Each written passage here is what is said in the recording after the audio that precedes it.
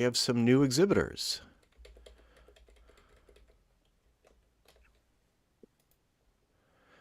So I'm going to try to keep my mouth shut tonight as much as possible. While we wait for a few more people to arrive, let's see. I'd like to welcome Joey Bice. Joey, great to see you. Looking forward to exhibiting your photo. It's going to be coming right up. While we wait for a few more people to arrive, does anyone have anything they would like to announce or share? Sounds like we're ready for the slideshow. Somebody's got their sound on.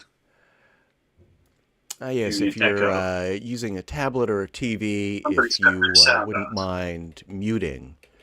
Yes, if you're using a tablet or a TV, if you wouldn't mind muting. There we go. Okay. And I'm going to post some links into our chat.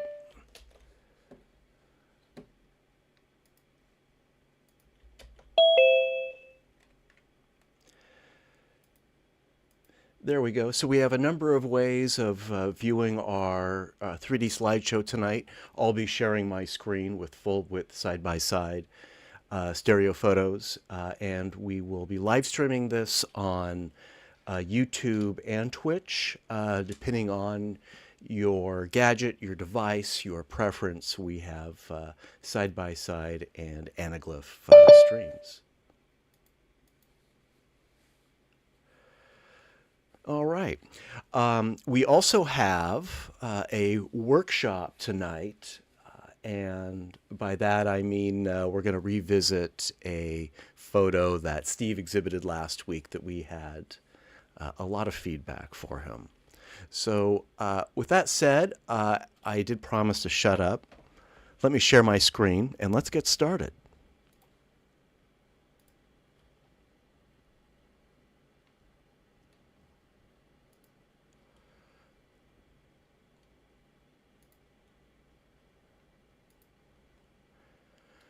Okay, if you're following along with me, you should see our title slide now. And if you're following along on our YouTube stream, be aware there's a delay of 10, 15 seconds or so. The same is true with our Twitch stream as well. And let me just get this going for me.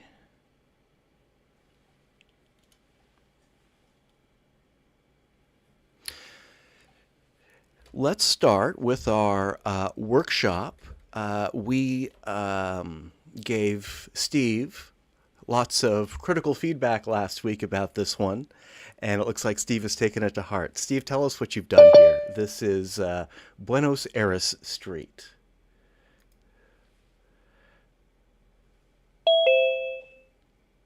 Oh, Steve, you're muted. I just realized that. There you go.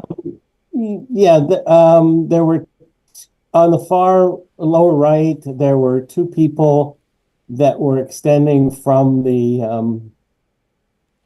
camera plane, or whatever. What is it? What is the word I'm looking for? Window. Stereo window. Stereo window. And so it's really just the sort of like the tops of their heads. And so I painted them out, and then I also cropped on the left-hand side. Yeah, I think that works really well. I was a little reluctant to cut into that nice awning on the left, but it looks fine like that. The cropping seemed to frame nice. Hello? Yeah, I think this is a big improvement, Steve. Did I lose you, Steve? Yeah, Steve, I think you muted or something. What's that? I couldn't hear you. I thought maybe you got muted. Oh, can other people hear me? Yeah, you're a little muffled, but we can hear you. Maybe I need to get a little closer. I've got this little, webcam. I don't have a camera inside my my monitor. That's why I'm always off to the side. Well, this is nice, Steve. I don't have the before to compare against the after right now, but it looks like you painted out the person who was in front of the window in that lower right-hand corner. Is that what you did? Yes, there were actually two people, and previously I painted out one of them that was just the very top of their head, little woman with gray hair. And then there was another one who was just outside the stereo window, and I painted her out as well. Yeah, this is a much more comfortable composition.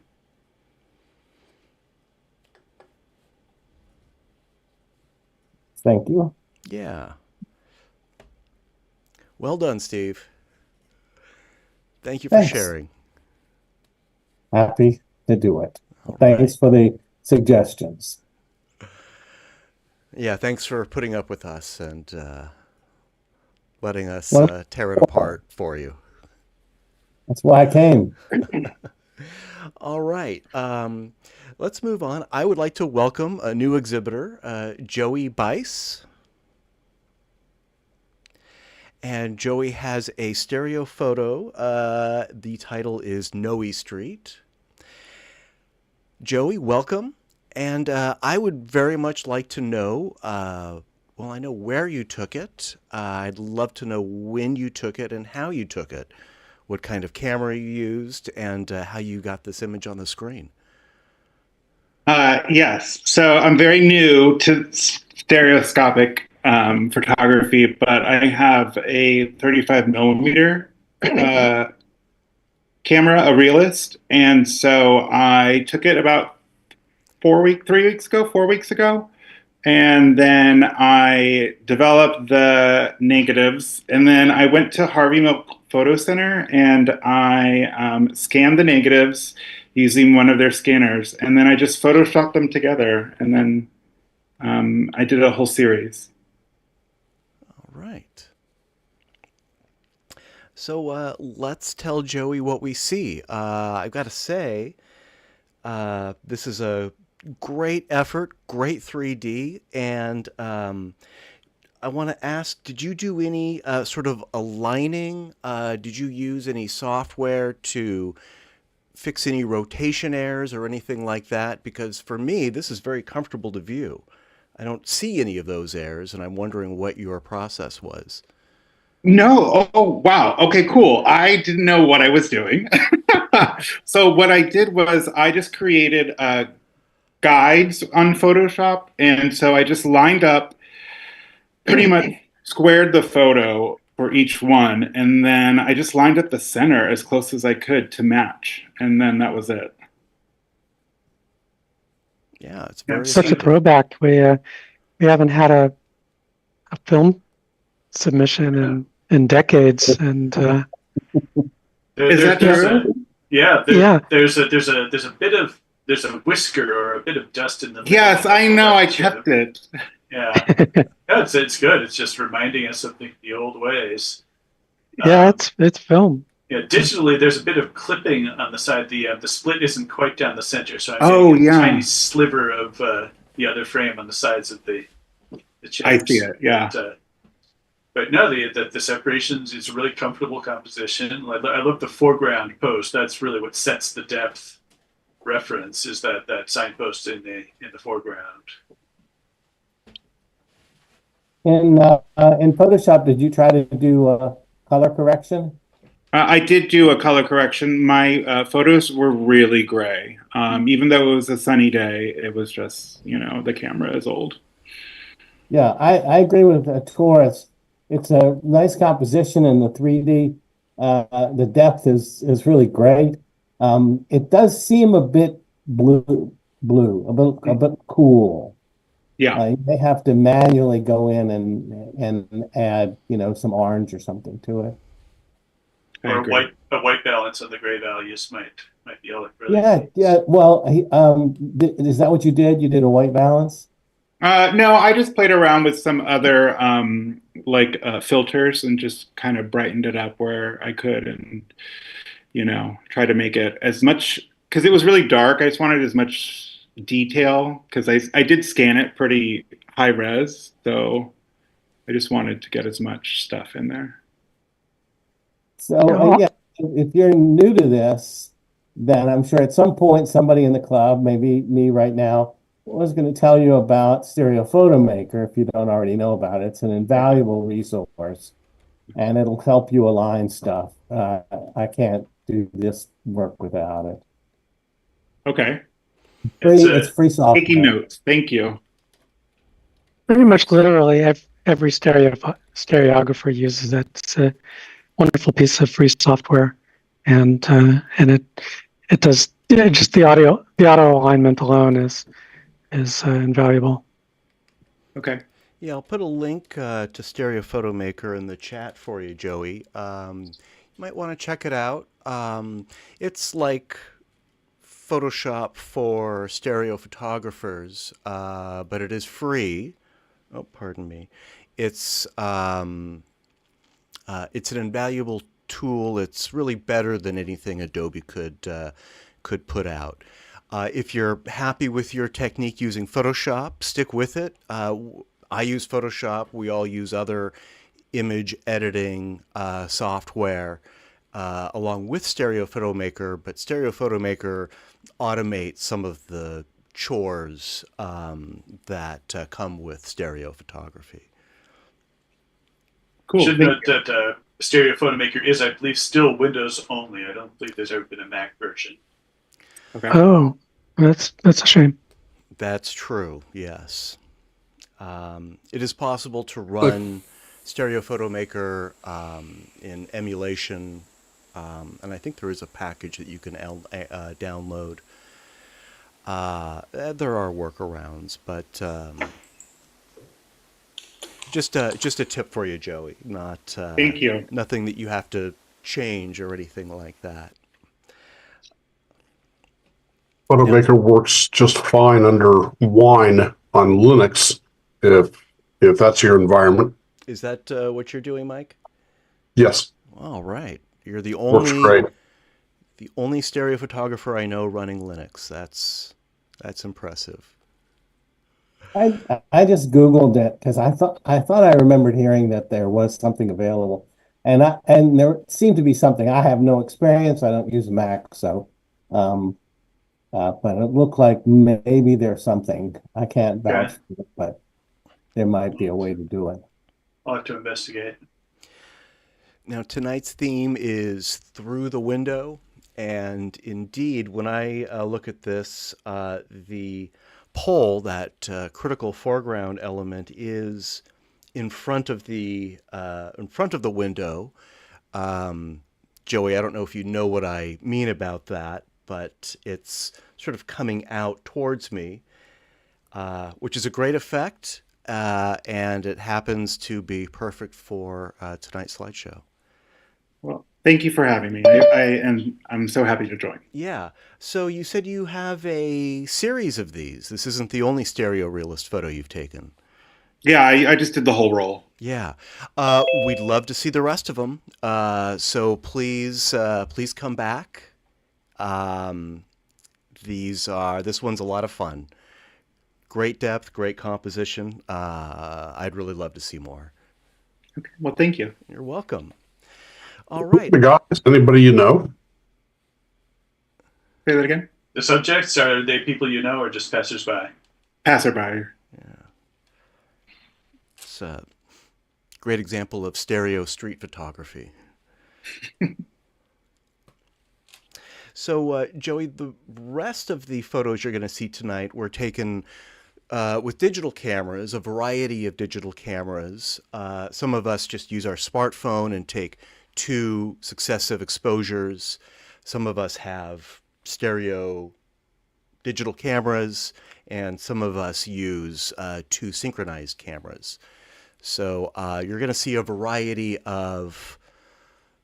photos from a variety of cameras made with a variety of techniques, and yours fit right in. Our next photo is also by a new exhibitor who has not yet arrived to the meeting, so we'll probably come back to this one. Well, I can talk to it since I was involved. Oh, you're involved. Yeah. Linda, take it away. So this is a fellow from the CrossView subreddit on Reddit, and he's been doing these wonderful stereofractals. He's just an incredible fractal artist. All of his images are wonderful and different, and so this was from one that he rendered. So no cameras involved at all, actually. So you don't even need a camera necessarily to make a stereograph. Corrected. He posted an image very much like this just a couple days ago, but the front of the tip of these chevrons coming out the bottom were cut off, and so I suggested he render a slightly larger version, and that I would do a border treatment for him to show him one way of dealing with such a border violation and turning it into a feature. And so he did that, and this was the version that I returned to him, and then I asked him if he'd like me to submit it for him, since our competition was coming right up, and the topic was appropriate for it. And he was very happy to oblige. I encouraged him to come to the meeting too if he wanted to, but I'm not expecting him. All right. Well, I really appreciate you encouraging him to contribute this, and let's give him some feedback in case he does arrive, or if he decides to watch one of our live streams. Maybe he's on our YouTube live stream right now. Oh, that's a good point. I'll send him the link so he can hear the feedback directly. Yeah, I'm sure he'd love that. He did a great job. Did you instruct him to do the border, or was that already a part of his technique? No, I did the border. I kept his stereo window placement though, so I put the border exactly at the stereo window, and it was pretty straightforward. I got a little smart. I used Stereo Photomaker's border option, which I often do for other images, but I started by giving it a full border, then saving it out as an image with a border, and then taking it into Photoshop. Usually I do the borders at the very end, but in this case, I started with the border, and then in Photoshop, I selected I made a selection that contains that the bottom edge of the chevron there that I want to protect, and then I made a copy across the entire top strip of the image containing the border of the tops of both images, and then I copied and pasted that into the selection, moved it down where it naturally would find its way under the chevrons there because of the selected area, the protective selection. Does that make sense? I'm saying it very badly. I mean, you seem to have judged the position of the window, the intersection of the rails pretty well. I'm watching the YouTube stream, and I'm seeing the window slightly forward of the screen, but that might be the alignment of the YouTube stream. Oh, weird. Yeah, it should be right at the stereo window. But anyway, so the only work I needed to do on the borders was to do the bottom edge, and I did the other borders were done normally with Stereo Photomaker. Um, oh, and I also painted out some distracting retinal rivalry on the side edges. So that's the those black regions contained more of the image detail that was a little bit distracting. So that was just a liberty that I took to make it a little more comfortable to view. It would probably be too much to show the border through the gaps in between the rails. Oh, not at all. I mean, you just have to create a selection area that Yeah. contains I just wonder the if gaps where you want them. I just wonder if it wouldn't be too distracting. It's a nice idea. I don't think there are gaps in the geometry. I think the dark areas are just because there's sort of no light getting in there, but there's sort of like just stacks of cylinders. Yeah, I think they are flush. I think you're right. Yeah, but that's a great idea. I love the idea of having that show through a grating or something like that. But I like the subject. I like the separation is very comfortable. I think if this is like a model that can be manipulated in space, it might be nice to have it slightly off center so it's not 100% symmetrical. Yeah, that's a good question for him. It's I don't know if he gets it as a 3D geometry that he can manipulate, but he can probably re-render it with a camera offset. Yeah, it certainly looks like a 3D object because I see some shadow areas. I was trying to imagine what it would be like if like the bottom, the sort of pink tubes, if they were a little bit darker at the bottom, it might give them more dramatic depth because they look to be the same shade. Right. If they're under everything, they should be getting less light. Yeah, I get it. Have you thought about using the horizontal perspective to align everything horizontally? That's a good idea. I mean, it didn't occur to me. I don't know if he can do that in his software. I kind of like the perspective shift. Yeah, me too. But it's a possibility. It'll look a little different. It might look a little static if everything was horizontal or vertical. Yeah, but that might be a nice homage to the theme. It's sort of a cubistic kind of a subject in the first place. Yeah,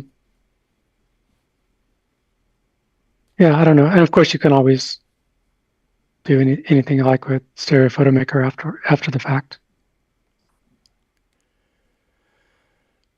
Well, thank you, Belinda, and thank you. The name I have is S. Rathanagiri. I hope to see more of these. Yeah, I hope he gets interested enough to submit on his own. We'll share that link, nice, as I know you will, and let him know we'd love to see more. Will do. And yes, I stand corrected. I said we shoot with a variety of cameras, and in this case, without any camera at all. All right, I'm going to move on to one by me. The title is Foosball with 3 O's. This is an exhibit at the SF MoMA, and I thought it would be a good theme for our Through the Window exhibition tonight. It was really more of a snapshot, so I had to fix it up quite a bit. I took this with my X-Real Beam Pro, so I'm not completely satisfied with it. We don't have to spend a lot of time on it, But if anyone has any observations, I'd appreciate to hear it. I have one thought, and maybe because I'm just looking at a monitor, so the image is maybe a little bit small, that you should either go with no border or a thicker border. Thicker border, probably. Yeah. Yeah. Or perhaps a colored border that distinguishes it from the color values in the picture, because you have all of those silver rods and you have that white border. Yeah, it's a good point. Yeah, that's a great tip.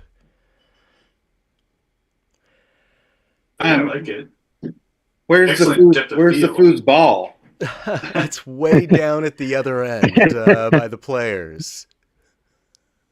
So, It sticks way out through the window, but I kind of want more. It's still very comfortable to look at. I kind of visually it looks kind of dramatic, but in stereo it's almost too comfortable for me.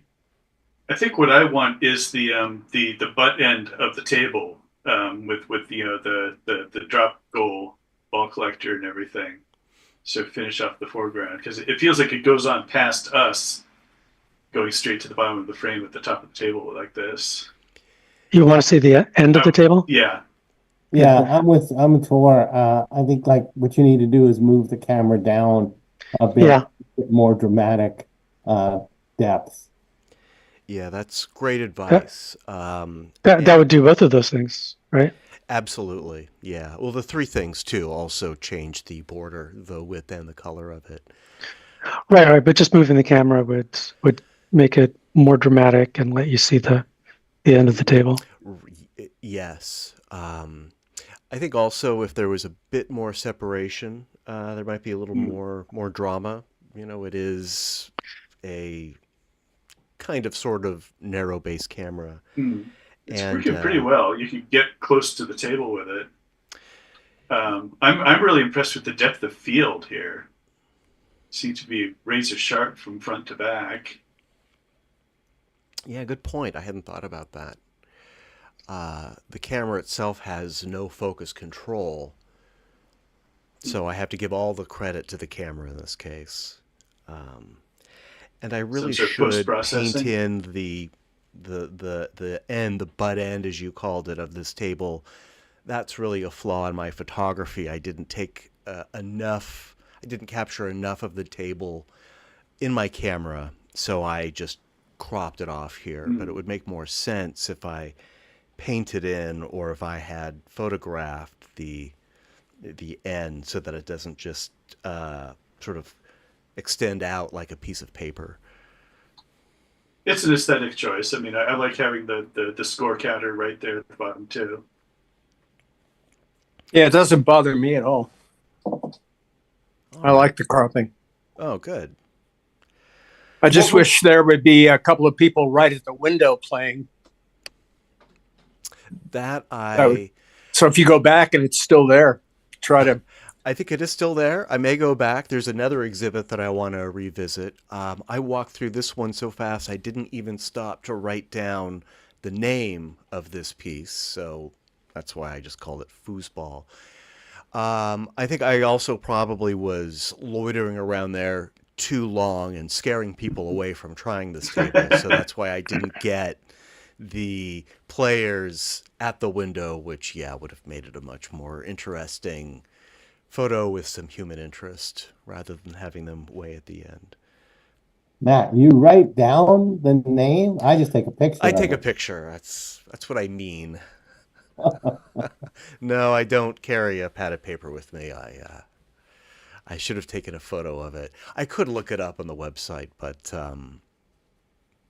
well, I think rather than spend any more time on this one, I'll just go back and reshoot it. That's probably the best solution. Maybe bring some accomplices who are willing to stand closer to the Yes, camera. maybe recruit somebody. Yes.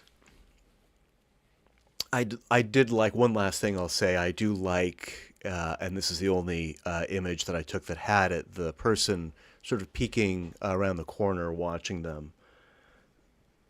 Mm. All right, thank you. So this one was by me. The next one is by Melinda of me. And the title of this is Matt. Linda, take And it it was away. taken with the same camera. It was literally Matt's X-Beam Pro at our last get together, and yeah, I was sitting across from him, and he was pontificating on something profound and using these fun hand gestures, and I thought that would look really good, and so I borrowed his camera and took a few snaps, and this was definitely the best one, and he sent the images to me, and I wasn't sure what to do with them for a while. I liked the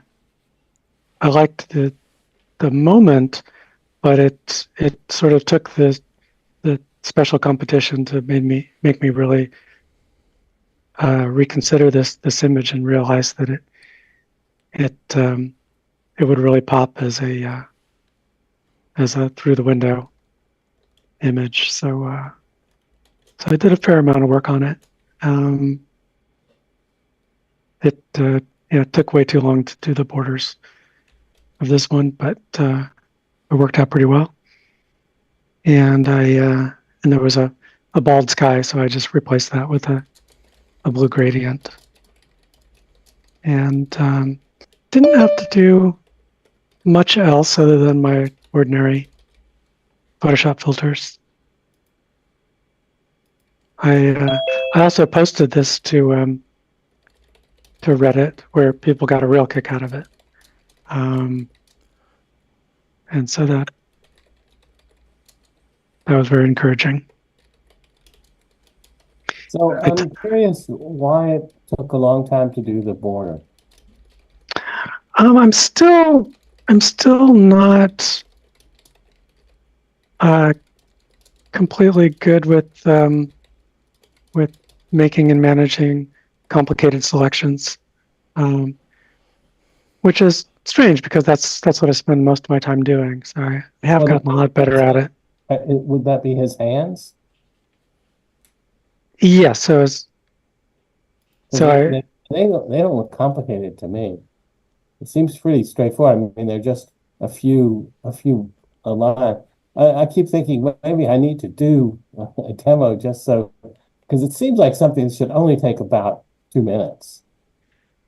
To do a rough job, but then if you want a really good tight outline, you have to adjust it in quick mode, and it's still not completely perfect. Like in the right eye, the top edge of his forefinger, it has like a dark line between it and the border. I mean, it's super minor, but those are the kinds of things I was fussing with at the end before I stopped.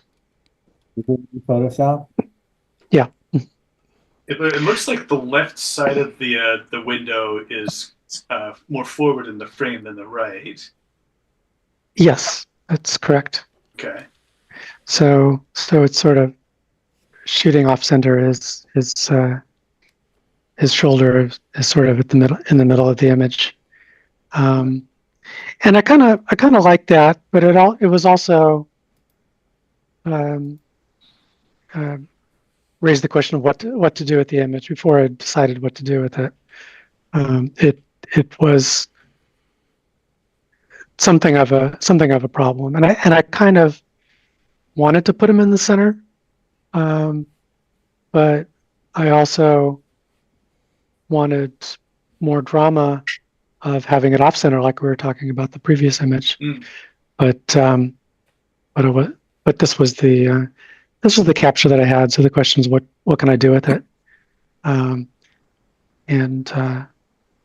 So I like that it's off center in that way, and one hand comes out more than the other. I like the composition. I think it looks like he's having a religious experience. I'd probably add a halo over him. Well, I did the next best thing. I at least on my Reddit post, I titled it "Open Your Mind." Yeah. I'm having a religious 3D But that would experience. also handle the sky being kind of bland up there if it had a nice little glowing halo. I think that was nice. Could be, and it was also, at least in the way I was thinking about it, it's like his hands are almost pushing the borders wider. Like the borders are a little bit constrictive, and so he's broadening his mind, or that's what we need to do to appreciate the image. I don't know. The broadening sort of aspect of it is kind of how it felt to me. Well, I'm liking the reflection on the phone, and also the 3D texture on the bush on the right, the way you can see the second bush through it. That's the sort of thing that conversion just can't handle. Yeah, definitely. I did spot out a few of the mismatched splotches of light on the bushes, but I left enough of them to be interesting It looks like that. pretty comfortable. Yeah, thanks. So it took a little while to decide which things to spot out and which not, but it sounds like it was worth it. And I didn't even notice the reflection on the phone. Yeah, just a little bit of a sleeve in there. Yeah. Thanks. Did you add a gradient to the sky, or is that how it exposed? No, it's a gradient. It was just a bald white sky. Yeah, I figured. So it was easy to select, and I've gotten pretty good at the gradients. And by the way, if anybody else wants to use Photoshop gradients for skies, you want the gradient going straight down. Mm-hmm. If you use a diagonal gradient, it looks wrong in stereo. Makes sense. Well, this is very flattering. Thank you, Melinda. I think this is the kind of photo that the camera, the X-Real Beam Pro, which I'll show off after the slideshow for those who don't know what I'm talking about. Most of us do, but some of us might not. This is the kind of photo I think this camera was made for. And I'm seeing a lot of these mid shots or even portraits taken with this camera with these really long extended limbs, like my arms coming out here. Quality of the wide lenses. This is a lot of fun. Thank you, Melinda. Thank you. Oleg, you're up next.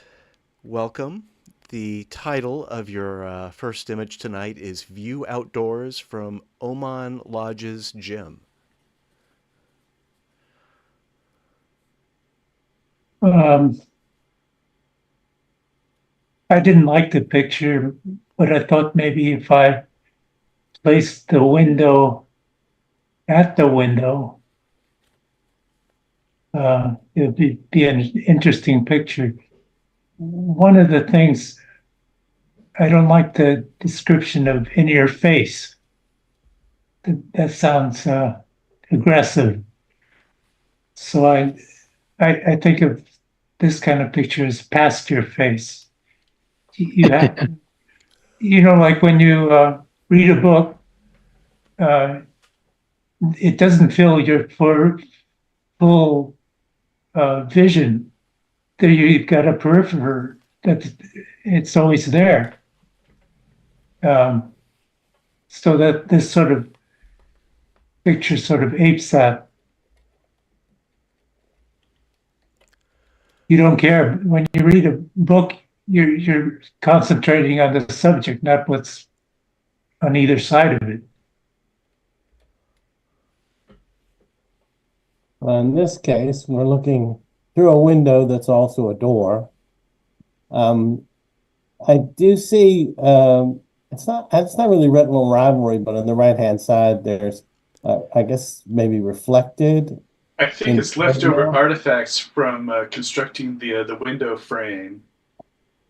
We've got these black bars on either side that seem to be left over from whatever process was used to draw the frame. Yeah, I thought I made it clean, but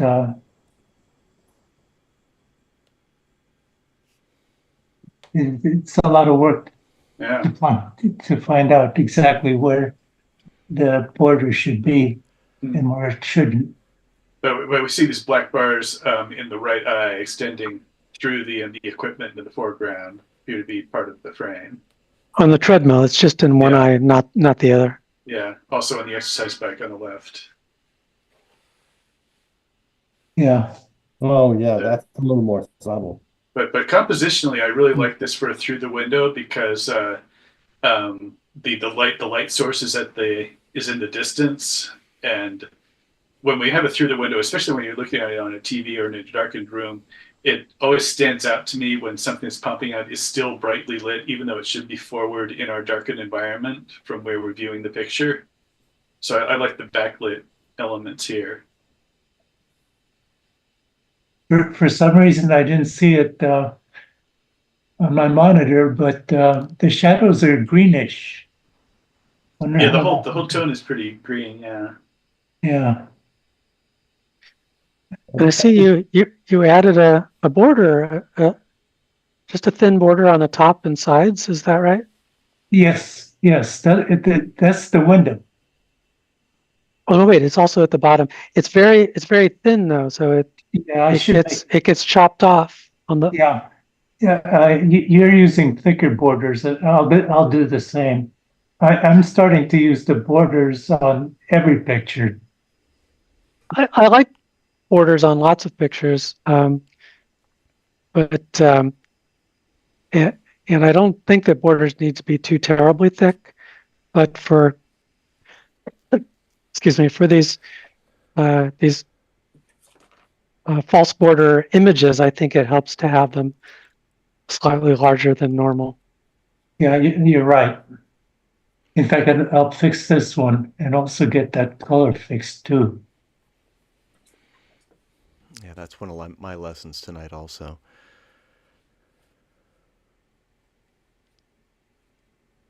All right, thank you, Oleg. Very nice. Let's see, I saw Bob just got up, and Bob is just coming back, and we have a photo by Bob. Bob, this is Angel's Trumpet. And it'll come up for you in just a minute. Do you happen to have the mirrored version of that? I do. That's going to come up a little later, and I got your updated version earlier today. Yeah.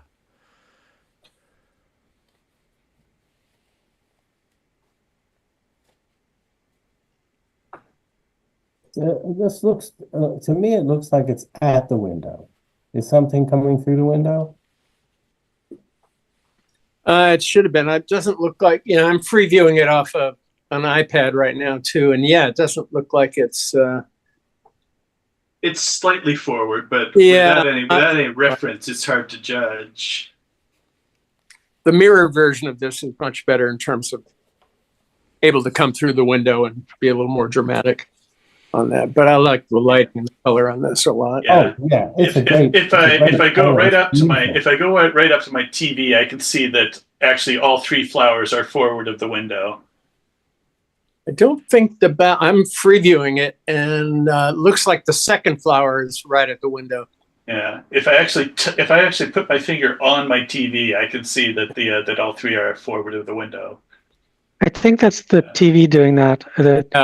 Might be. I think the back flower is well behind the window. The sides are actually aligned, so yeah, the entire picture is floating forward. So that might be the YouTube presentation. I think it is. And this was shot with an iPhone. Shot. Well, I certainly can't fault you for your subtlety. And of course, as Oleg was just saying, through the window doesn't need to mean coming at you or, in your face.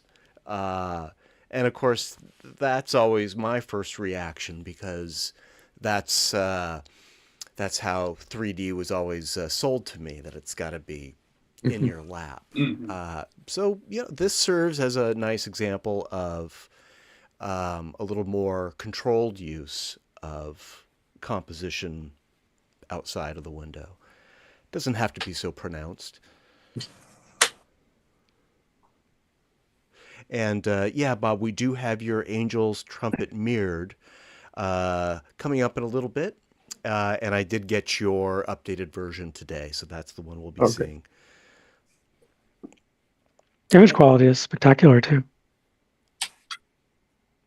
Yeah, I continually am impressed with the quality of the lenses. I don't know how they do it on the small phones and the size of the chip in there.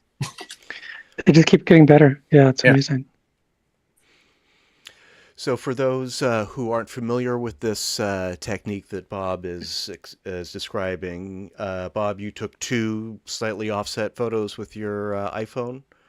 Yeah, I usually take 3 for some reason, sometimes 4, depending on how much I want to control the depth.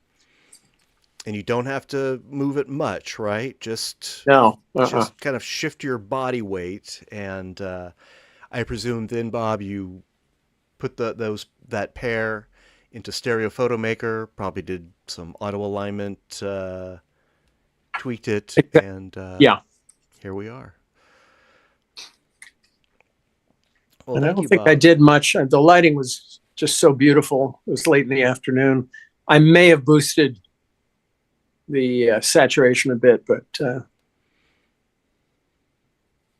tried to keep it not overly done. And no breeze, apparently. That was lucky. Yeah. Wish I'd gotten a little more room on the right there. I'd like to have that one edge of the second flower in the frame, but it wasn't meant to be. Yeah, thanks, Bob. Sure. Before we move on, I just noticed in the chat that Joey had actually put the name of the foosball piece that I had shown. Stadium, it's called, by Maruizo Catalan. I'm sure I got that wrong, but thank you, Joey. That's something that I should have done, and somehow overlooked that detail. I'm usually better. I just quick Google search. Yeah, it wouldn't have taken me much time either. Yeah. And I also wanted to address Tor. Yeah, I'm looking at the half-width stream on my Lume Pad. It's through Twitch, but it's the same stream, and there is definitely a position issue, which is sort of pushing the whole thing a few pixels in front of the window. So it's not just your TV. I'm seeing it too. I'm not going to monkey with it in the middle of the slideshow, but I will address that for our next meeting. Because I definitely want that to be accurate. I'm comparing it to the anaglyph live stream, which by its nature is just perfectly aligned. So I definitely see that offset that you're describing.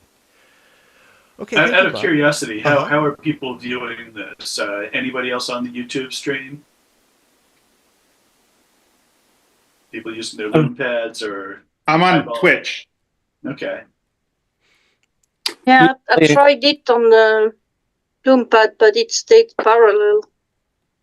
Yeah, I had the same thing. I pulled it up on the 3D TV, and I'm getting it side by side squeezed, but can't figure out how to get it into either an anaglyph or able to use the 3D function on the LG. And the Lume Pad, you should be able to tell it's a side by side. Right. Yeah, I haven't booted up my Lume Pad. I've got it. Within the YouTube app, you're saying? Because I didn't see that option. No, you don't do it from the YouTube app. You have to do it from whatever you're watching it on. I'm saying on the Lume Pad, I tried to go through. Yeah. Oh, Yeah, there's a whole it's- thing about that. There's a whole thing about that. Right. I could. It won't. The Leia player thing doesn't seem to want to recognize it. Yeah, that's what I It thought worked too. in the Right. past, though. So there is a known issue with the Leia Tube app on the Lume Yeah. Pad, which is the main reason I bought a Lume Pad.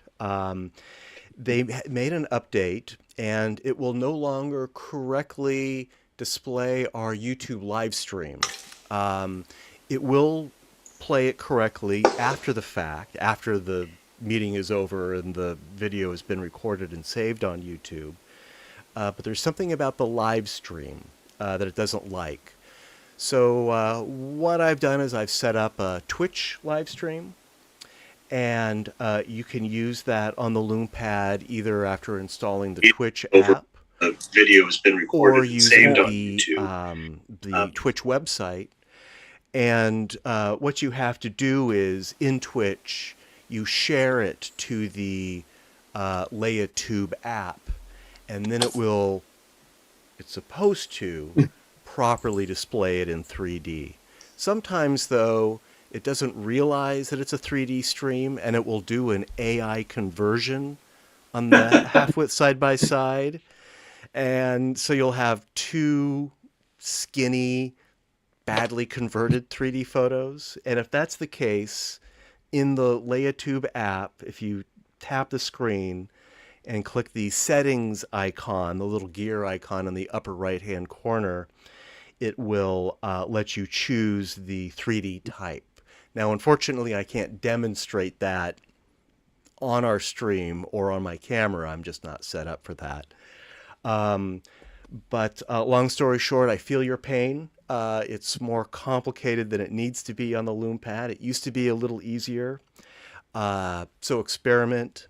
And as a backup, if you really can't get it to work, we've always got our anaglyph stream if you have a pair of red cyan glasses lying around.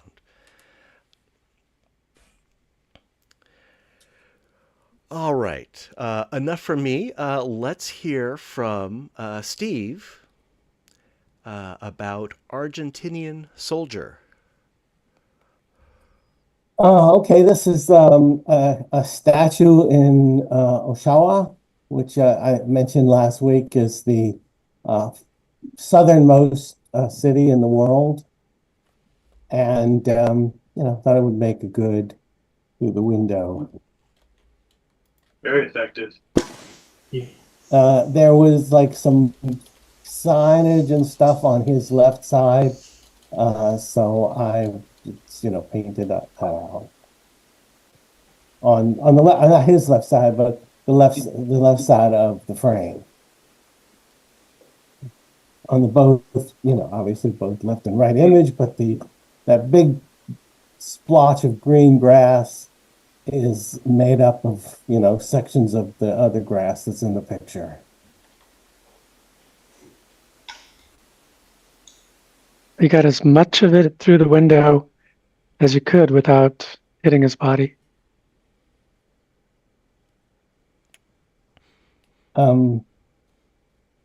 Oh, you mean his body is actually it looks like maybe is part of his helmet coming through the window? I can't quite tell. It looks like he's all behind the window up to like his trigger finger. I think. Yes. I think. Yeah. So it looks like you got as much as you could without creating any window violations. Oh yeah, you know what? I was just pretty much looking at the. This is just a W3. I think it could have, because it's a statue. It could have been a cha-cha. Can't remember now. I think it's a W3. It seems to have W3 color. Oh, okay. I've got a good eye. Yeah. Now that I'm seeing it, because I'll confess, I wasn't even paying attention to that. I was more concerned about the distraction of the signage. That now I can see that the strap just sticks out from the window. It just made it. Missed it by Because I that don't much. think I cropped that. I cropped a little bit on obviously on the sides because you know, it's much too square a picture for a contemporary camera.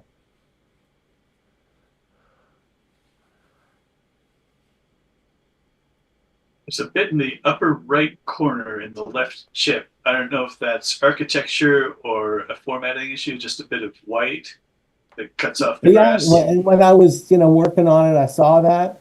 That's in both eyes. And I said, okay, I'll just leave it. It was something that was really there.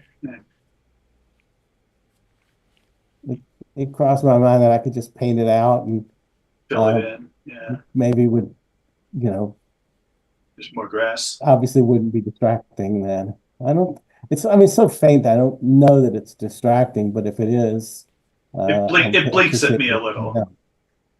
Yeah, I would just crop out that strip on the right edge. Well, not crop it out, but paint it out. Yeah. I would crop out. No, I would. Well, if you I would crop the top of his head off. No, just on the right side of the image. Oh, crop it there. Yeah, I would crop 20 pixels off of both images on the right. That's all. Or just paint grass over the white part. You could try painting grass. That would work too. I would paint white there. Because if you painted grass, you'd get a little hump. It'd be fine. Or if you clone some grass, different things. I mean, it's behind the window and it's only in one eye. So if you painted more, it would be in the no stereo zone. Oh, so we're talking about something different. The upper right corner, there's a white post above the gray bunker that only appears in the left eye. Oh, you're absolutely right. Yes. Oh, yeah. That's what I'm talking about. Oh, I agree with Lynn, I agree with you. Cropping is the way to go. Yeah. Because there's something in the left eye and the right eye. Because there's a black. Oh no, that's not a black shape. That's part of Zoom. Sorry. Yeah. Okay. So yeah, cropping it would probably be the way to go. I appreciate that. And if you had the time, I'm noticing that on the right-hand side, which is the actual background, which is like a sloping hill, that the grass comes toward the retaining wall behind the soldier. But on the left side, where you replaced, I'm guessing you replaced grass, it's a flat wall. And maybe want to take that background and shift, do a perspective shift on one of them to have it sort of slope forward. Yeah, I think maybe you're right. The funny thing is that there was enough of the hill that at least 50% from the bottom of his helmet down to like his shoulder is the actual hill. So that's the perspective it is. So I don't even remember. I mean, we saw a lot of things. It's super minor. Yeah, you're right. I think it's maybe I need to cheat it just so it doesn't look wrong. Yeah. I wouldn't bother with that, but you might want to consider using a gradient for the sky. Yeah, that's a good tip. I know you mentioned that on your previous picture. And on the right side, I see a little piece, I think, of his helmet glasses in the grass. Yeah. Must have been when you I debated copied or on that. clone. That's real. That's some kind of shadow or something on the actual grass. But it's only in one eye, so I probably should have painted it out. Oh no, it's on the left then. On the left of it. On the left. I see that. Okay. You go a little bit after the white flowers on the top of the grass, and you can see a little piece of his helmet. Oh, you're right. Yeah, just a tiny bit. Yeah, right there. Yeah, it's just a little gray spot above those Oh, tiny white flowers. good eye. Yeah, you got a good eye. Oh. So now you know my techniques. Did you use the clone tool or Photoshop? I used a variety of things. There's a healing brush. Oh right, yeah. And I use cloning. There's a patch tool that where you just select an area and it looks at all the stuff that's surrounding it and blends it. I'm gonna show you guys all those tools. This is not in Photoshop. This is in Affinity. Apologize for the regulars here. You're probably tired of hearing me mention it. But Affinity is non-subscription based, and it does 80% of what Photoshop does. It does probably 100% of what most of you use it for. I think it's a great program. Still a good job though. Yeah. Nice. Thanks. Yeah, I'm gonna have to schedule an Affinity session with you, Steve, because I can't make head or tail of it myself. Yeah. Let's do a clinic. Yeah. That's a great idea. I've put a link to Affinity, the image editing software that Steve uses instead of Photoshop, in the chat. Definitely worth checking out. And I also want to add, going back toward the conversation that we just had about the Lume Pad, I've also posted a link for Lume Pad users with instructions to use our Twitch live stream on your Lume Pad. And I'll leave it there. If you have any questions, though, about the Lume Pad or Affinity, please put them in the chat. Thank you, Steve. Melinda, oh no, I'm sorry. It's actually Jay is up next with Dino. Another angle of that same dinosaur was coming out a bit more from the window. So, yeah, that's it.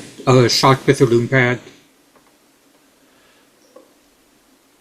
Nice. Shot with the stereo camera that is built into the Lume Pad that I always forget that I own.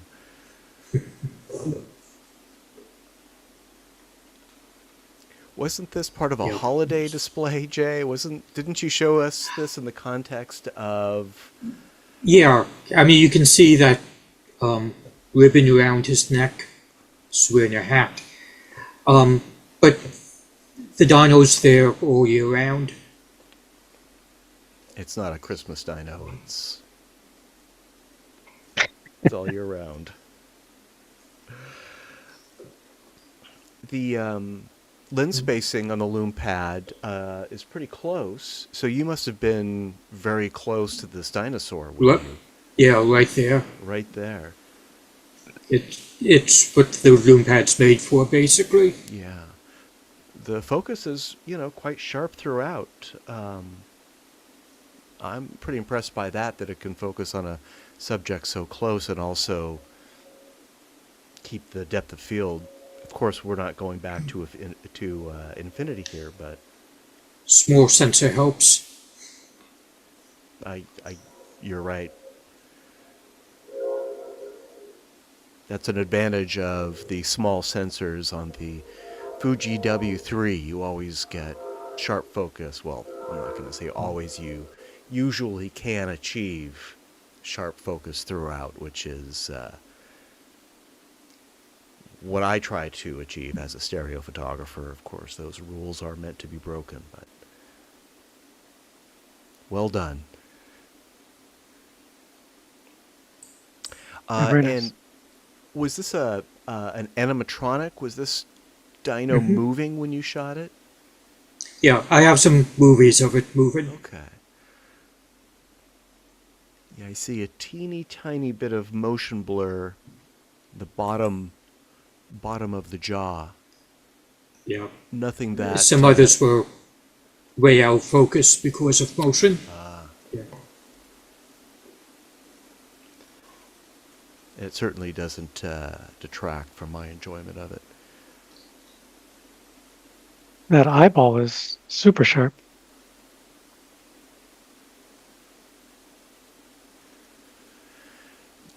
I wonder if the Lume Pad focus, if it has face recognition. Maybe that's what it focused on. Maybe it recognized this as a face. No. All right. Thank you, Jay. Also centered. Centered Oh, it's also being in the center. of the composition. Maybe that's what it landed on. Sure. Center metering. I don't know much about the Lume Pad camera, Jay. I think you're the most prolific Lume Pad stereo photographer who I know. Guess I got to bring. Yeah, Leo just did the bare minimum for us. Is it as bare minimum as the X-Reel Beam Pro? Because that's a bare minimum stereo camera. I've complained about that. I think so. My only really real complaint about the Lume photography I've seen is the yellow cast to the color palette.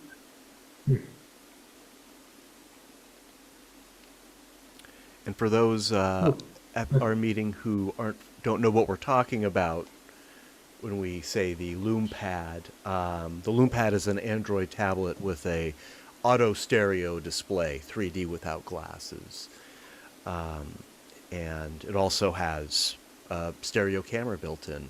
And I think it's a 12-inch tablet, pretty chunky, pretty heavy. Impressed that Jay carries it around with him. Two stereo cameras. Right. Oh, of course, because it has front and rear stereo cameras. So you can do like a stereo video chat. Very, very impressive in person. Yeah, it's a great device. It's a little finicky with our live stream, but well, that's a whole nother conversation. All right, thank you, Jay. Let's look at one of mine. As I said last week, I finally made it to the Pacific Pinball Museum for the first time. And this is one shot. I took it with my X-Reel Beam Pro. I think it's a little more successful as a through the window. I really had to work on the exposure and the color in Photoshop on this one because the X-Reel Beam Pro is I'm not satisfied with its low light performance, and this is a very dim interior. But I think it's a fun shot. And it was a very fun pinball machine. Yeah, this works really well. Did you just paint out all the background between the machines, or was it actually that dark? I did. They were in dark shadow. It worked a lot better with all that information just cleaned out. Yeah. Very effective. What's the title of it? The title of the photo or the title of the pinball machine? The photo. The title of the photo is Pinball Machines. Looks like an Evel Knievel game. It is an Evel Knievel game, yes. Nice. One of the most fun machines at the museum right now, in my opinion, and I'm no expert.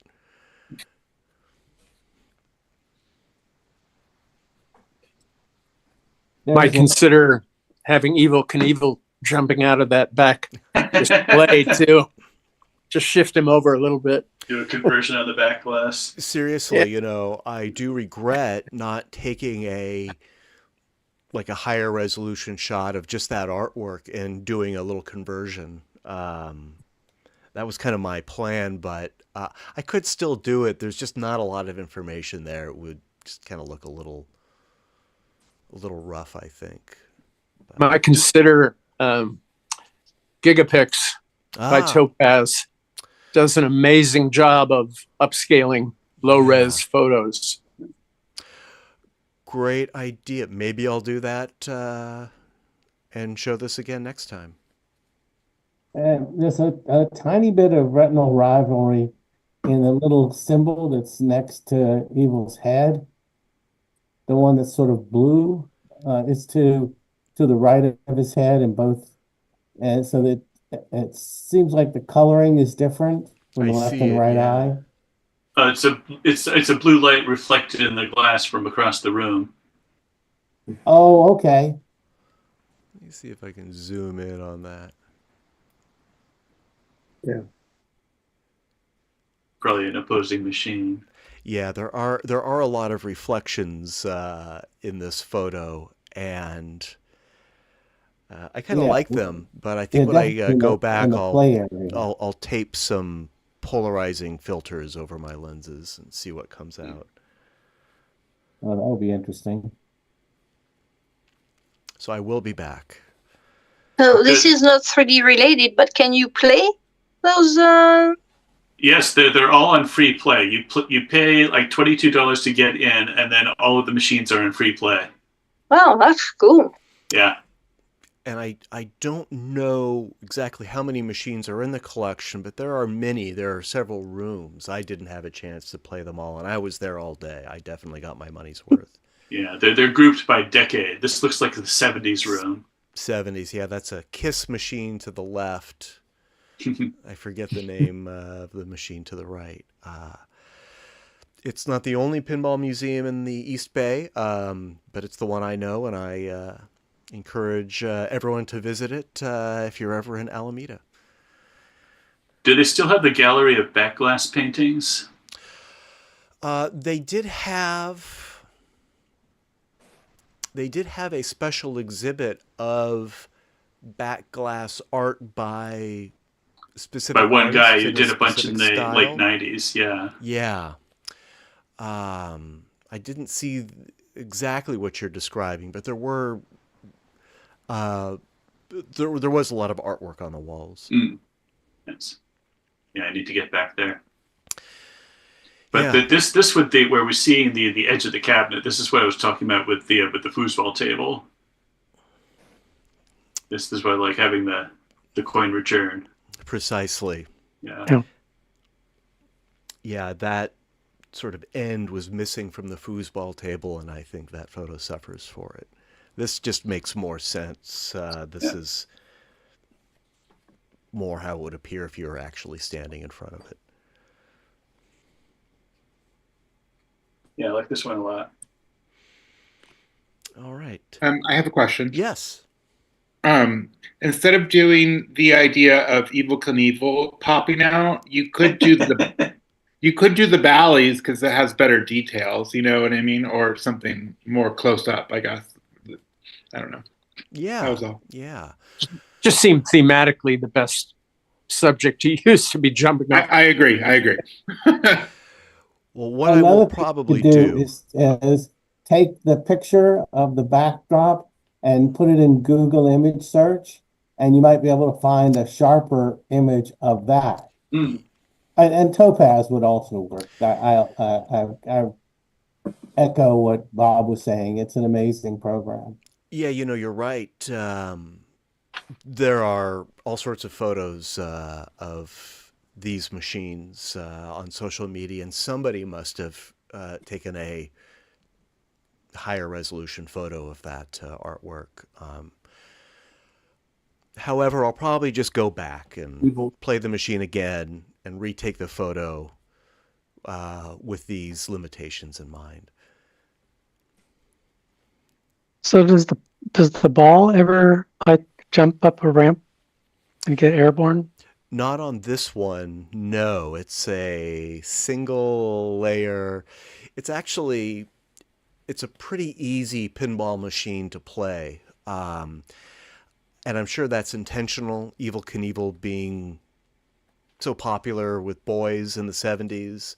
This is a machine that I think was designed really more for younger people or children. It's a very rewarding game. It doesn't really have any traps or anything like that. Lots of bells, lots of high scores. It's like Bob found a sharper version of it already. In the chat? Yeah, no, it's on eBay. If you just Google Evel Knievel pinball art, it'll come up, and it looks really high res. It's nice. Yeah, Yeah, you can always trust Google unless you're looking for that big body of water next to Yeah. Florida. They got the Oh, name 'cause wrong. To trust your I name. like the idea of the pulley handle coming, closer since you have to physically pull that, what I Yeah, mean? true. Yeah, I wonder if I could get a better angle slightly lower to really emphasize that. Having that part really the prominent piece coming through the window. That actually might be a more interesting composition if I centered more on that and shot the rest of the machine at more of an angle. That would be a fun photo. I like that idea. Thanks, Joey. And you can always get the Evel Knievel back glass. It's going for $620 plus $65.40 shipping. This must have been a very popular machine. They must have manufactured a lot of these. There are some really rare ones at this museum, but this is not one of them, obviously. All right, I'll be back. I've got some great ideas here. Thank you, everyone. And if anyone wants to join me, I'll announce it next time I'm headed there. Until then, though, we have one by Melinda. Stealth Truck is the title. So yeah, this was Cybertruck spotted in my neighborhood. It's all sharp corners and angles, and sort of surprisingly stealthy for a vehicle that size. You could easily miss it if you were on a bicycle or something. I hope all the self-driving cars can tell where it is. But so I took a picture with the with one of those extreme points close to the camera, trying to get that corner to come through the window. Yeah, works on my screen.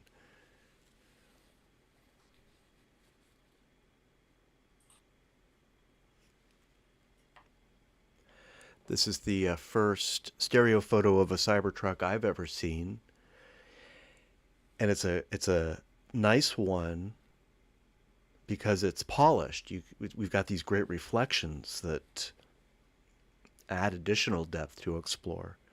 They're not usually so reflective like this.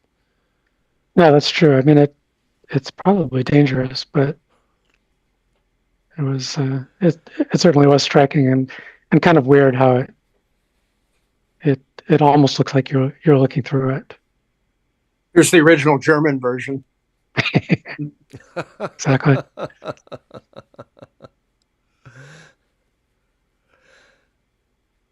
I'm sure that's where Elon got his inspiration. I wouldn't be surprised. Yeah. The more we hear from this guy. Yeah, it's nice, the facets reflect different parts of the environment, so it really kind of emphasizes the angular design of this vehicle. It reminds me, if you ever watched David Lynch's Dune, the body shields, these with their sort of faceted reflections. Geometric. I don't remember the rendering. I mean, I love that.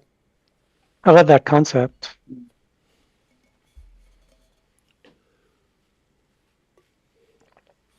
And Melinda, you took this with your red Hydrogen 1, is that correct? Correct. Yeah, this was a very low effort image, but I knew we had the subject coming up, so well, I think figured you got a good amount of I could just take a quick image of the sharp point. I think you got close enough. It's got a good amount of depth. Yeah, and I managed to get the stereo window set just behind. This is sort of as close as I could get without window violations. I think most of us know what the red hydrogen one is. It's a, was it from 2017, 2018? It was a sort of a high-end smartphone stereo camera with an auto stereo display. The display was made by the same company that put out the Lume Pad, and I think Melinda's probably the greatest red hydrogen one stereo photographer in the world. Certainly Hardly. the most prolific. I'm sure that's not true, but I have gotten a lot of use out of it. It's true. Yeah. Yeah, they should pay you for everything you've No, done it's fine. with it. I'm very happy with it. It's quirky though, but it suits me fine. Well, you inspired me to dust mine off. I've taken mine to a few places, including that pinball museum and the Musée Mécanique. And yeah, I'd forgotten what a capable camera and what a great display it has. You just need the right subject, something close, because those lenses are so close together. And it's good to take all your finished images and load them back onto the camera so you can share them with people. Exactly. It's a great way to show people stereo. They don't need to wear glasses or anything. Well, thank you, Melinda. Before we go on, I did want to say we've got a big group tonight, which is great. But it means we're likely to run late tonight. I mean, I'm sure we will. We're not even halfway through the slideshow. So I'm up for having a late meeting. But if not everyone is, we also might want to consider continuing this next month. We can discuss this as it gets a little closer to 9. I just wanted to put that idea in our heads. I don't want to rush through these photos. I want to take as much time with each one as each one demands. But I just wanted to share that now instead of 8:59 p.m. If you have somewhere to be in the morning, I hope you can stay with us. Let me, with that, move on to the next one, which is by Oleg. The title is Cooks at Work in the Oman Lodge's Kitchen.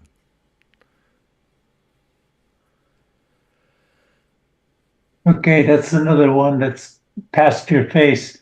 It was a narrow passageway, and I didn't want to get any closer because I didn't want to distract the cooks there in the back. So I put the cooks more or less at the window, and then let the peripheral stuff on my left side and right side just something to look past. Fun concept. Yeah, very effective. Looks like some unfinished masking elements on the right side in the right eye. Yeah. I caught that, but I forgot to take it out. Right. I love the reflections in the stainless steel. You get this sort of subtle depth to that. Again, I'll need to use at least twice as thick a border, the white border.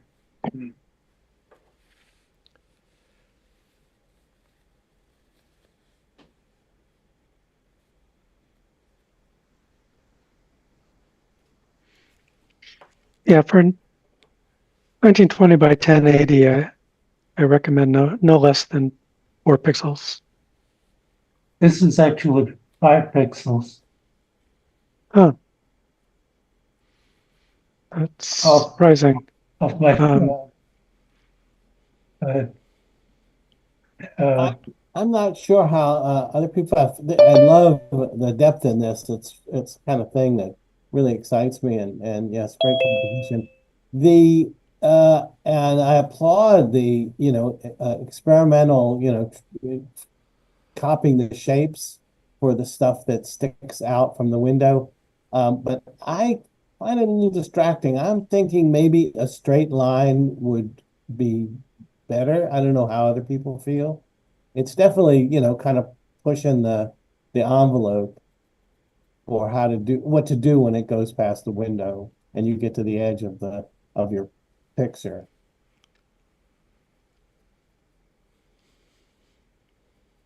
Okay, I guess maybe a gradient type of drop into shadow at the sides of the frame, so they're not drawn to them as much.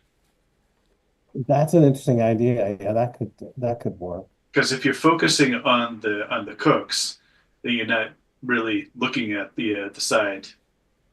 I was wondering what if there was like another archway or doorway or something that would mask that. Frame within a frame. I think it'd be pretty easy to darken the edges. Yeah. That would help. Yeah, because that's what I was talking about before with through the window effects. Is I like them to be darker in the foreground, so it feels like the light is emanating from the picture, and you're sitting in the dark looking at it. Yeah, good. I'll fix that for sure.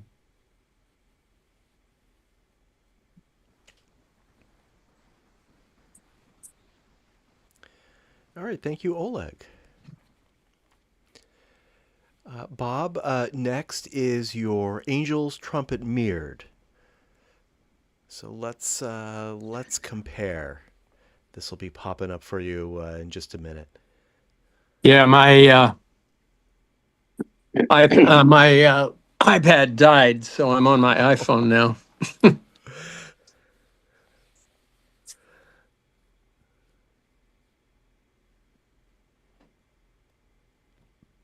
That was very nice. Yeah, it's dramatic.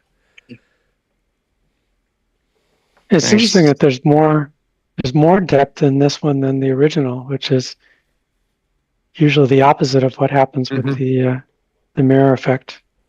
Well, with this, I don't know. Can you hear me? Because I'm on my iPhone now. Yeah, I'm not we can sure. hear you loud and clear. Oh, okay. I think the reason is because I was able to encompass the whole plant with air around it, so I was able to push it through. With the single shot, you'll notice it was cut off on the side, so I was limited in terms of how far I could push it through the window. Once I mirrored it, I had more leeway. Yeah, makes sense. Yep. And I did do a bit of photoshopping here to fix the anomalies in the middle a lot. Yeah, that's always such a headache. Yeah, when the crossovers are at different depths. There's just a tiny bit left at the very top, along the center line. Otherwise, it's perfect. Now, which part were you pointing at? The very top part, where in the very center, where the two leaves meet. The very last leaves. There's I thought one sticks in from one side, one sticks in from the other. Yeah, so there's a little bit of rivalry. So if you could be asymmetrical. Yeah, well, that's the I just did some cutting and pasting and may have forgotten to do that one. Well, there's just a floating ghost kind of triangle in the middle. I would paint that out with the sky color. Yeah, no problem. But this is fabulous. Beautiful. Thanks.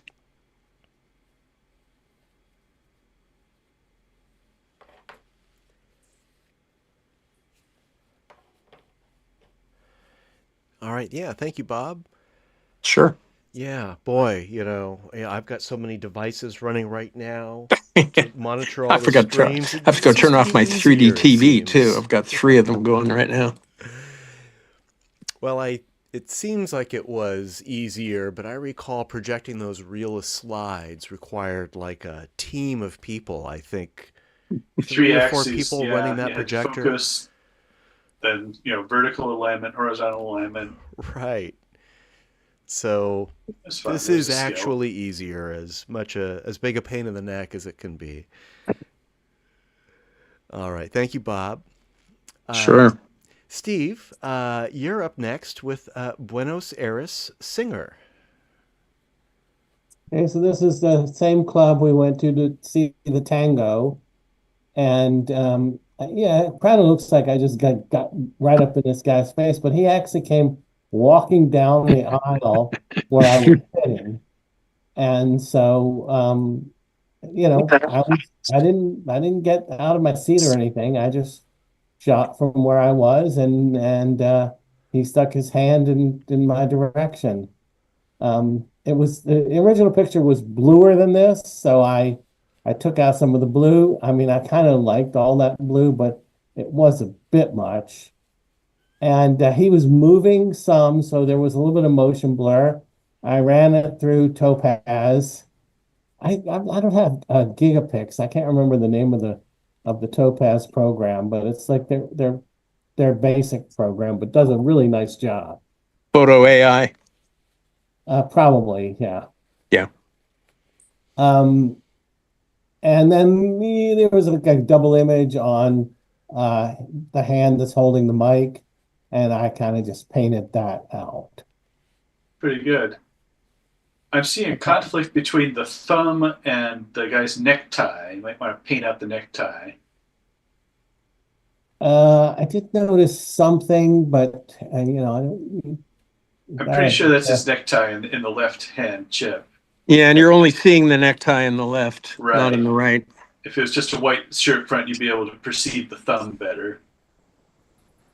It kind of makes a strobing effect. I agree. Painting out the tie would be actually did be do a good some solution. makeup on his thumb. There was just some annoying shadows, but I didn't do anything to his tie or his shirt. Yeah, I'd take out the tie. Yeah, just paint it white. Oh, I see. It's not really showing up in the right hand view. Yeah, okay, that's a good tip. Would you do the same for? Is there a red dot and what is that on the bottom left of the? There is a little bit of, yeah. Maybe I should take that out too. I mean, I'm okay with that because that's part of the stage lighting. It's just only visible in one, but that's because he's in front of it. Yeah. Well, that's the reason to take it out. Yeah, maybe. I think probably better. I think it's more distracting than anything else. I think I would take it out. I think this one might be a good subject to turn into an illustration. Use filters to make it much more graphic. Mm-hmm. Oh, that's an interesting use AI idea. to turn it into an actual, like, make it look like a drawing? Or use the Yep. line art filter. Yeah. Yeah, Posterize. yeah, the composition and emotion is very graphic, but as a photograph, you're just in such difficult conditions that sort of might as well lean into making it more abstract. Yeah, posterize Sort of like might be the trick. Well, might be something to play with.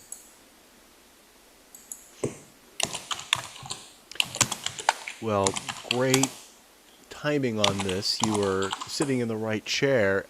You shot this with your Fuji W3, I presume? Exactly. Yeah. Very Best. capable camera, and it kind of gave you something a little abstract this time, but I think we all agree it really works. It's like he's bathed in stage light. That he is. Looks like he's singing just for you. I wish I understood what he was saying. Well, the hearts around him, maybe that indicates how he felt. Those stage lights up there, those heart-shaped lights. All right, thanks, Steve. Yeah, great subject. Very well composed and well aligned. He's really reaching out for me here. Yeah, thanks. All right, Jay, tell us about Goat. That same Chicago Museum of Art that I shot that has the miniature rooms. And yeah, he's got his head out the window. And also Lume Pad.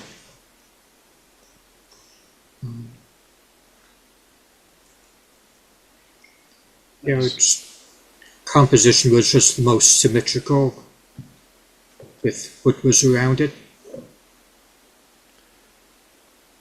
Well, you got a great exposure with the Lume Pad.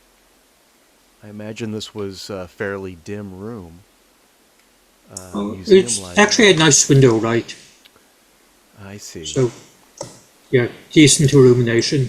Yeah. And I think in Stereo Filmmaker, I just brought the curves down a bit to get more texture. I see. You didn't have any trouble with the museum taking pictures with the Lume Pad? Nope. Mm.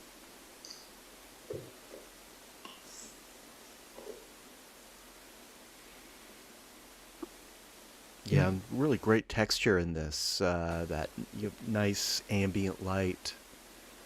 It's natural you'll ever see me. Like if a photographer's like, Yeah, because the museums, right, you always have those spotlights. It's not the best way to take pictures. Yeah, it can be. Yeah. Right. Yeah, in this case, the windows really helped. Hmm. Is the title of this piece Goat, or is that a descriptive title for the photo? Just descriptive. I didn't bother, taking a picture of the plaque. I think it may actually.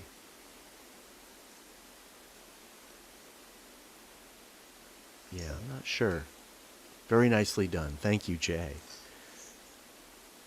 It's the greatest of all titles. Goat. That's what you meant, right, Jay? All right. Next is one by Melinda, and this is Twin Peaks. Yeah, so I was looking for a composition with the Sutro Towers and the Golden Gate Bridge together. So I was poking around in Google Earth, and I thought that I would be able to get that from up here on Twin Peaks. It turns out the angle was wrong, but I went out there in the late afternoon, and this was, and I was taking a variety of different pictures from around here, and this is right before sunset, so the colors just really popped.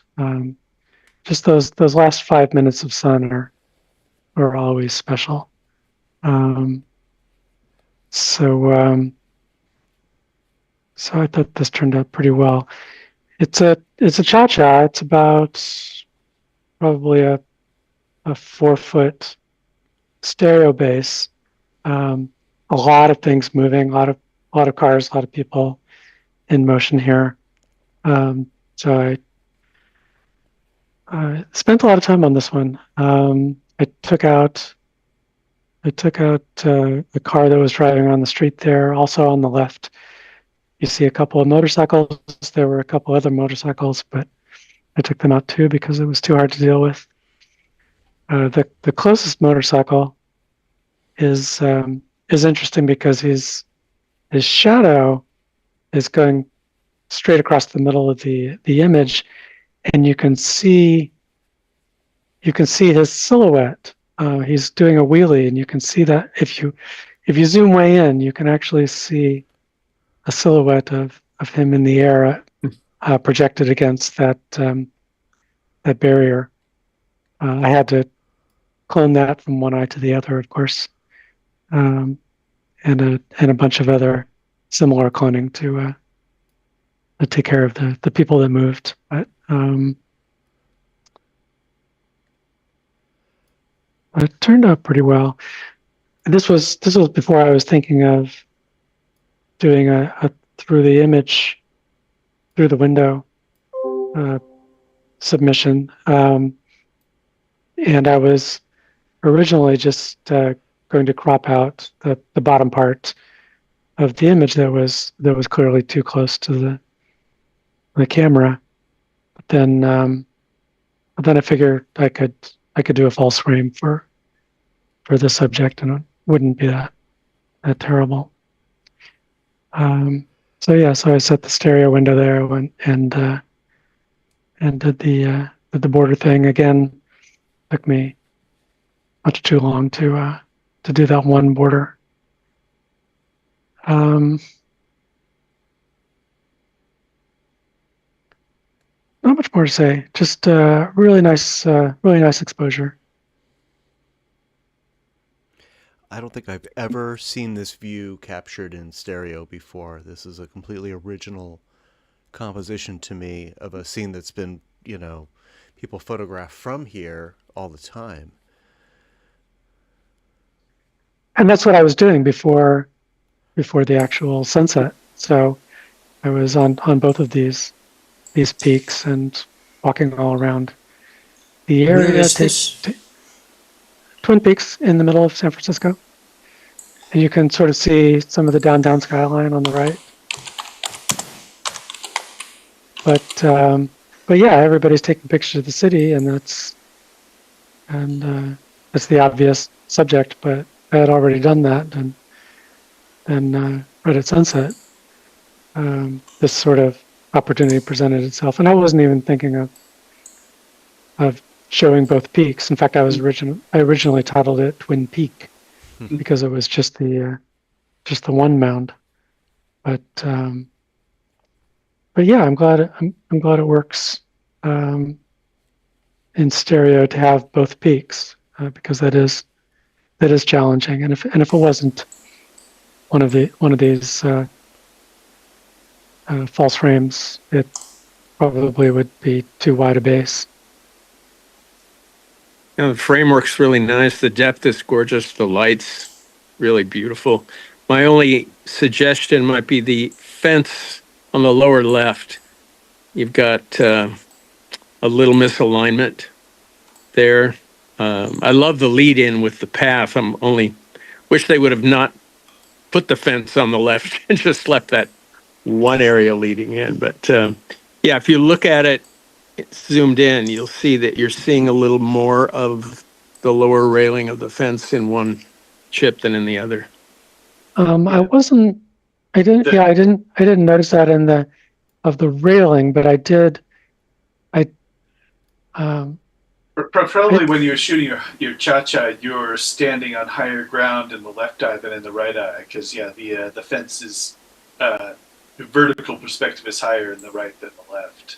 You could probably, I don't think it would be difficult to fix that. No. But yeah, no, I'm previewing it on my iPhone, so it's, but Yeah, it did draw my eye there. It's good to know. The one thing that really did bother me, the thing that I was kind of focused on there, was that curving of the hill on the very left. Yeah. So where it goes from the frame down to the fence posts.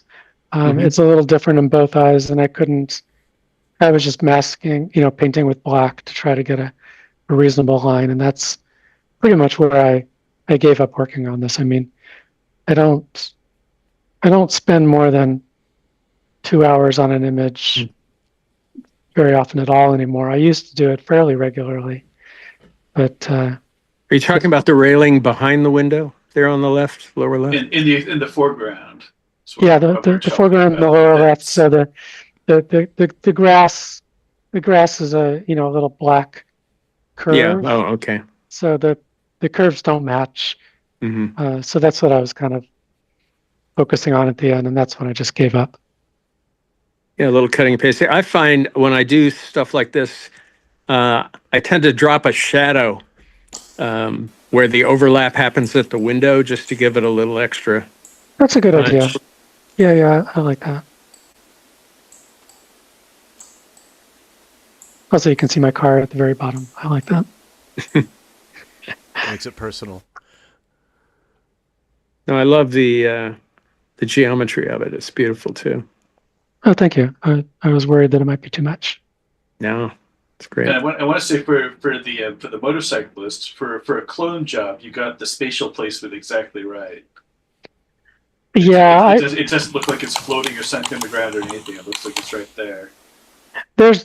I mean, if you really zoom in, there's little alignment problems all over the place. I did the best I could. Like the guy in the very center in the sort of cyan shirt. He's not perfect. He's floating about a foot above the air. And then in front of him, like you see his shadow going to the right, but in front of that shadow is another shadow. There were two people that were sitting on the berm on the left, and I fought with them for so long, and then finally just painted them out. And it's yeah, all of these things I fought with. Each one I just gave up when I was too sick of looking at it.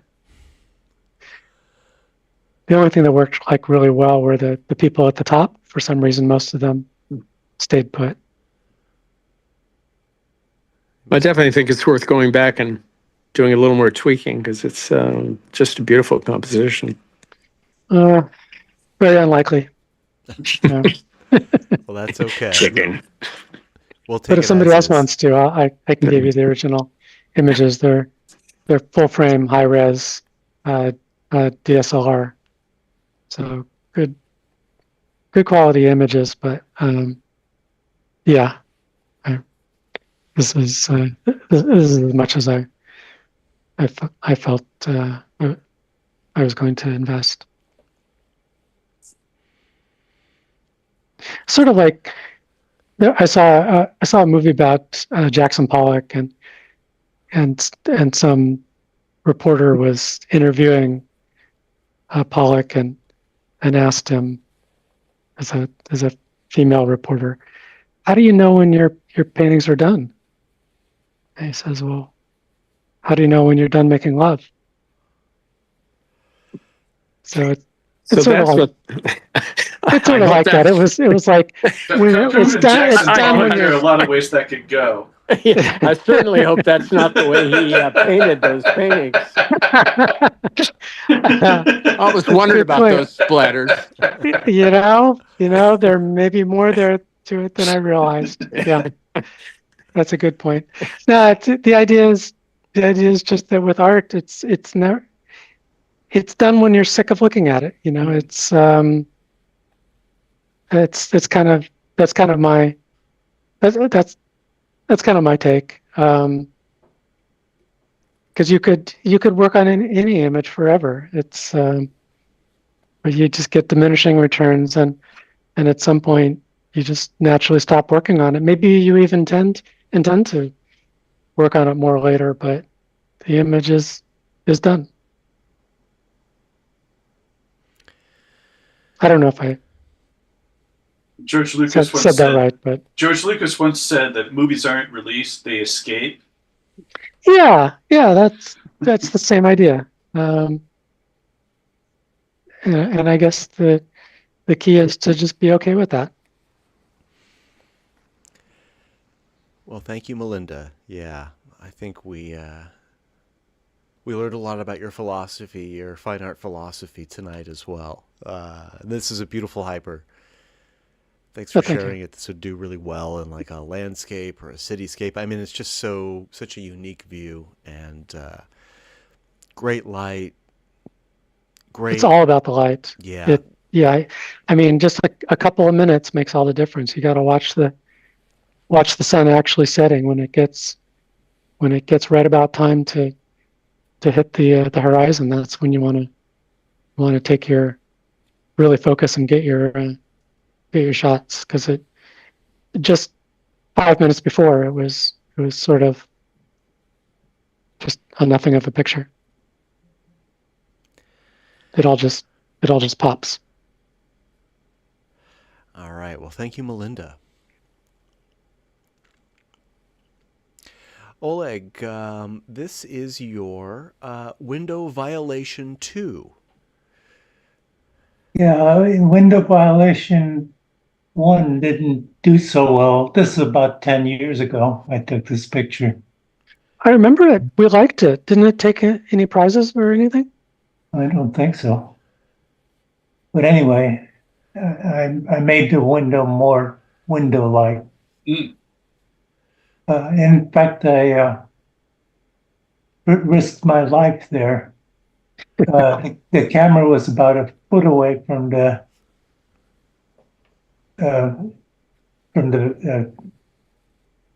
train. You can see the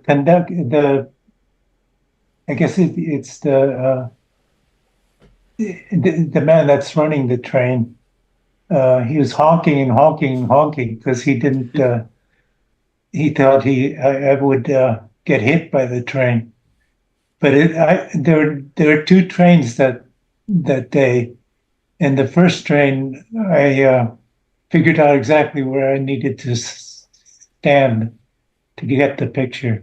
After I clicked this, maybe 2 seconds or so after that, the train passed me.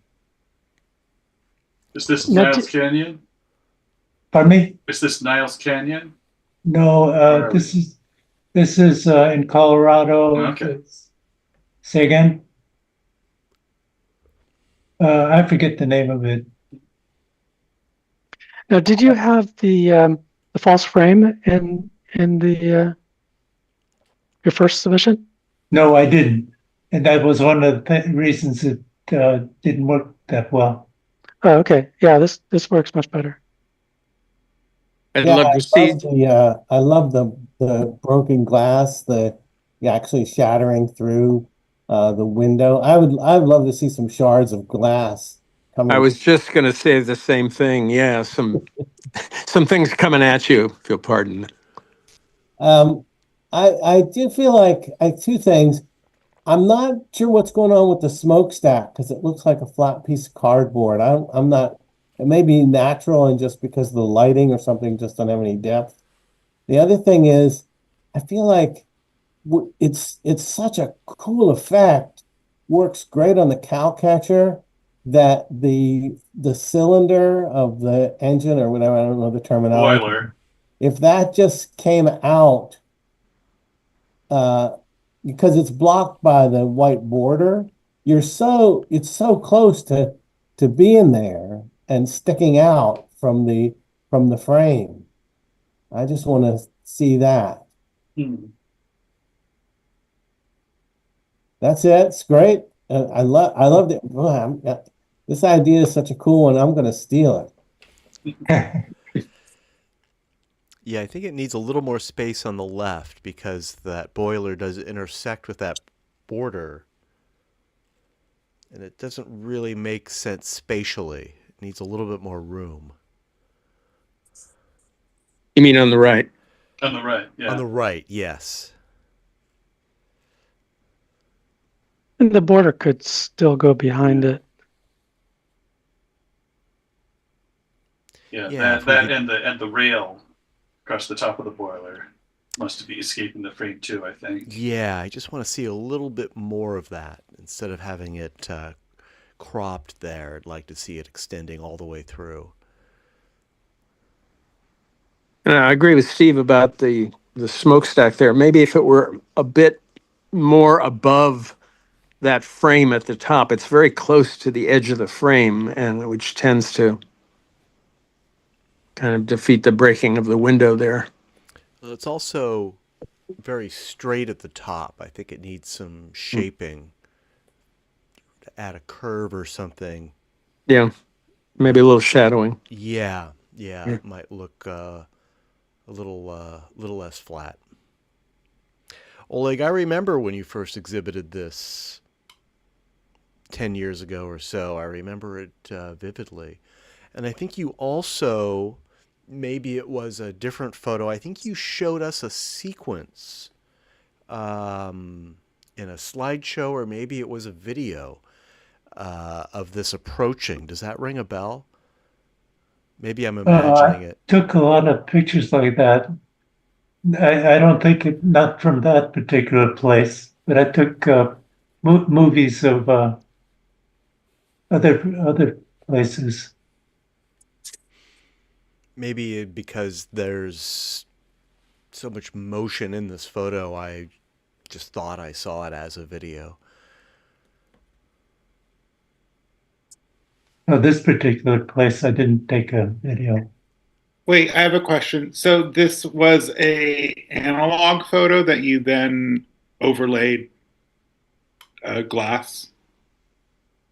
Yeah, the glass is fictitious. There was no such glass there. Yeah, but I mean, like, this was an analog photo originally that you took. It wasn't a digital photo. If it was 10 years ago, or no, it was a digital photo. Oh, it was a digital photo. Okay, just wondering. Yeah. It was early in my digital career. Yeah. Well, like when I first met you, you were shooting medium format with like 100-year-old camera. What was that camera? Yeah, I forget the name of it. Yeah, it was incredible. And these medium format, you would create slides, and you had a medium format stereo slide viewer, and they really were like stepping into virtual reality viewing them that way. The clarity is incredible. Yeah, the sharpness, the fine grain, and yeah, it was shortly after that, I think, and I don't even want to remember how many years ago that was, but I think it was around then that you started shooting digital. So you were shooting film up until, pretty close, I think. About 15 years ago, I feel, is like when the club really went digital. Yeah. Yeah, so Joey,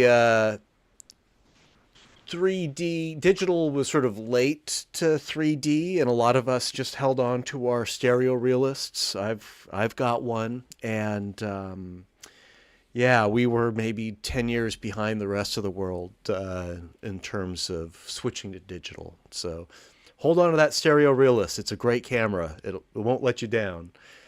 A little extra work doing the scanning, but great camera. Thank you, Oleg. Bob, coming up next is your Jim Frog. The title I have is Jim Frog 2. Yep. Yeah. Whoops, let me. Okay.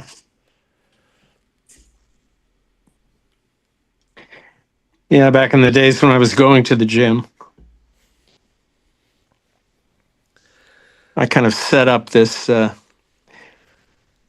two, I forget what those were. They were used for some exercise thing, and they were set up like a mouth, and I grabbed those other two pieces and made a frog out of it. Couldn't resist. Very nice. And it's through the window. It's really nicely placed.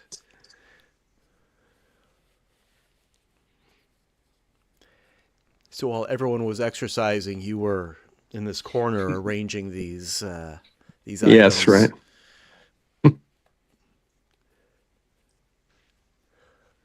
Yeah.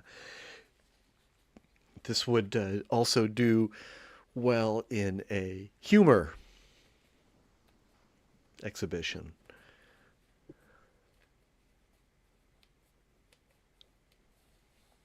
And I'm guessing this must have been a cha-cha, right? Yeah. You could turn the Bosu balls green if you wanted, you know. Yeah, true.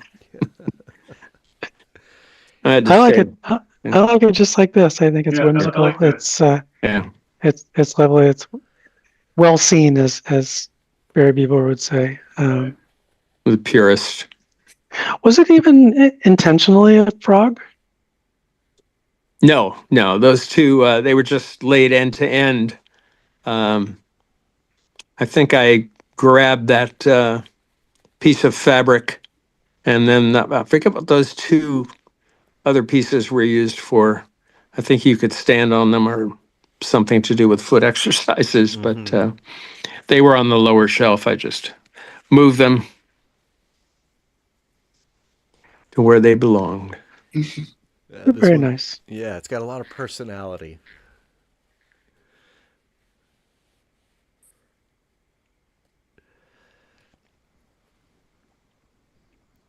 Very nice. Thank you, Bob. Yeah, great depth as well. All right, Steve. Here we have stained glass through window. Yeah, I guess I don't need to, since Oleg did the same thing. This is, not something sticking out past the stereo window, but we're looking through a window. This is also in Buenos Aires and the cemetery there. There were quite a few crypts that had these stained glass windows inside them. They usually had them on both sides, so no matter what angle the sun is at, you would get one window with the sun shining through. So this is, and of course I like this one because it had, a window on the front of the crypt, so you could see the stained glass. Sometimes they just had a hole or a grate or something, or instead of a door, some kind of a fence, so you could see it. But this has an actual window. So, It literally is through the window. yeah, we're looking through. We're looking at there are two windows, sort of. Through We're the looking through a window windows. out a window. I like the effect of the beveled glass. Yeah. Oh. Yeah, it does Yeah. some strange things. Nice color. My only suggestion would be to crop the right a bit. There's an anomaly on the right chip, and I don't think you need all of that negative space there. Yeah. And it would draw more attention to the stained glass. Yeah, I agree. You're absolutely right. I could probably crop it on both sides, really. Yeah, maybe try this as more a portrait orientation. Yeah, left didn't bother me as much. I like seeing the full part of the masonry there, but the shadowy area there was. Yeah, I mean, I could also just paint that out so that I didn't have the left and right anomaly. Mm-hmm.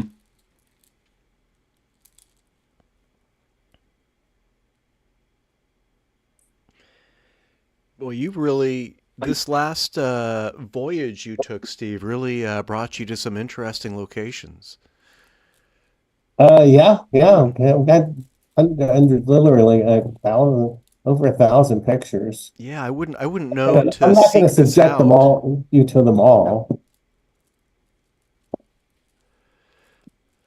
What, did you have a comment? I think I talked over you. Oh, no, I was just saying I wouldn't even know to seek this out as a subject. I've never even seen a crypt like this before, or this opportunity.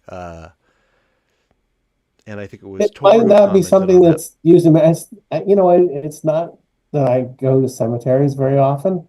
My wife found this place when she was doing some research, and I had a picture last week from there.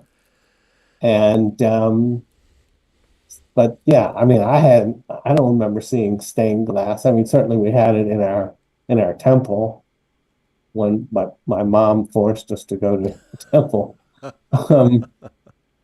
But never, I hadn't seen it, in a cemetery before. Yeah. Steve, I'm curious, your W3, Do you have several sets of batteries? Do you have a problem keeping a charge with all the shooting that you do on these trips? No, usually I went to buy a backup battery, and all I could find was a set of two. So that just turned out to be fortunate. So I have two backups, which is, now I know, oh, that's what you want. And so I always charge them up overnight, and it hasn't been a problem. I mean, the biggest problem is the W3. I don't know if this is a common problem, but it's not accurate in telling you how much charge you have left. It pretty much is 100% until it's dead. Right. And then suddenly it's zero. I have, when I was using my W3, I have an attachment that Ken Burgess made. It's basically a hand grip, but it has built into the hand grip a place for two batteries, which is very handy. Oh, I love that idea. Yeah, I'll see if I can find it. I'll send you a photo of it. And I may be getting rid of my W3 collection. So if I put it up, I'll let you know. Yeah. I also have the close-up and the wide-angle attachment for the W3 as well. You might have a buyer here. Okay. Well, thank you, Steve. Yeah. We've got a few more. We are after 9 o'clock. We'll probably wind up around 9:30 or so. So if you can stick around, please do. If you can't, you don't need to make any excuses. I get it. I consider this a good problem to have. I really love it when we have so many submissions that our meeting goes over. So that's all I'm going to say about it. But I did just want to acknowledge that we're running late, and I really appreciate everyone putting in the later hours. Our next photo is by Jay, and the title is Lamps. This was at, I think, Carmel, some small mall-like thing, and one of the little shops. And yeah, just gorgeous lamps. And again, with a Lume Pad. Sort of held it above my head. I was going to ask if you had attached it to a pole or something, how you got this elevation. No, just up there. Very nice. Yeah, I probably should have shot a bit more and waited for people to get out of the way. But good subjects. Yeah, I think this is one of your better compositions tonight. Everything is really nicely balanced. And you've got this great color and sort of that luminous quality from the lamps. Really lovely. That Lume Pad yellow actually works to advantage here.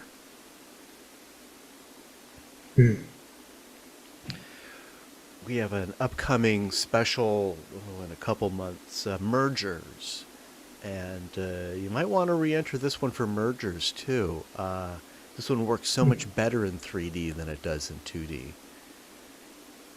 In 2D, it's kind of hard to distinguish the individual lamps, but here everything is nicely separated. Yeah, I might have some other angles which would work. Yeah, keep it in mind. I'd love to see some more of this. Matt, you're getting very muffled. I'm muffled, am I? That's better. That's okay. better. I'll make a better effort to speak into the mic. I'm looking at my Lume Pad. I need a bigger studio. Maybe that'll be one of my goals for 2025.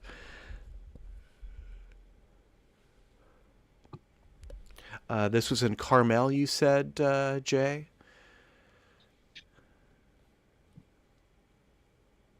Oh, Jay, you're muted. I think so. I realized I turned the location on my phone off. So I'm not exactly sure. Well, wherever it was, it's a Great subject. Oh, might not remember the location, but you'll remember the photo. Thank you, Jay. Melinda, this is your vegetative tumescent Don't even bother. tuberance. It's okay. I couldn't think of a title. Love it. That title had a lot of thought went into that title. Yeah, no thought at all, but that's usually the case with titles.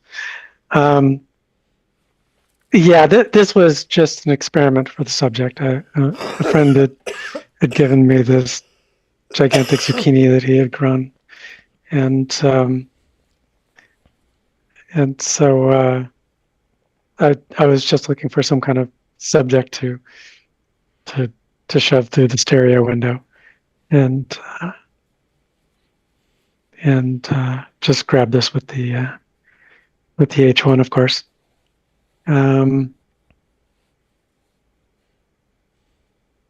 So yeah, I just wanted to see like how big an effect I could get away with. Really, not much more to say. It's just a test. Oh, it works. And you've got that nice thick border too.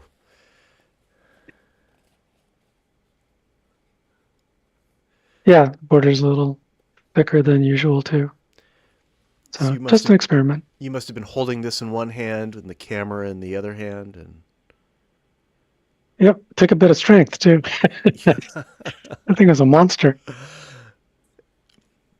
Were you shooting blind? I mean, could you even see the display of the camera when you made? I could see it, but it was I was definitely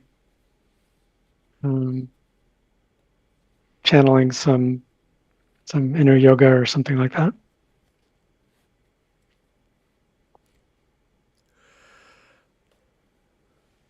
Hand came out kind of out of focus though. But I mean, it's terrible quality all around. It's just a test of an extreme through the window. Well, it is that. And the zucchini's in focus, so that's what the camera was looking at, obviously. Yeah. You must have cropped quite a bit out of this photo to make this work.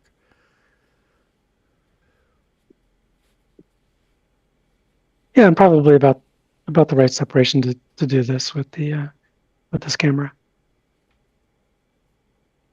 Very nice. I recommend extreme tests just to try out things that you can't quite imagine, and then it usually leads to something else. That's what I find. Gives me new ideas. Yeah, and if you show that experiment here, you can give us ideas. This is an idea that some of us will probably steal. Good. Thank you, Melinda. Mm-hmm. Love it. Oleg, this is the last one that we have from you tonight. This is ferry passengers viewing passing boat. Yeah, I thought the subject should be those people in what was the background. So I brought the foreground or the left side past the windows, so you could concentrate on the people in the background there. That's where the window is now.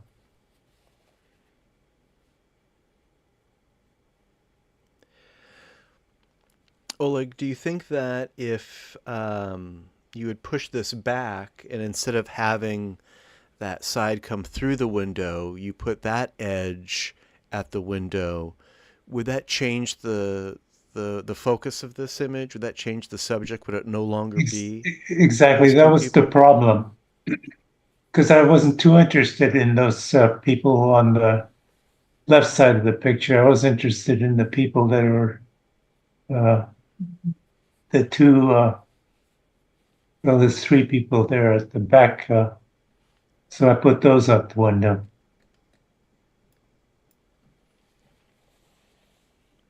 The left side is sort of an afterthought. You Yeah. can look there.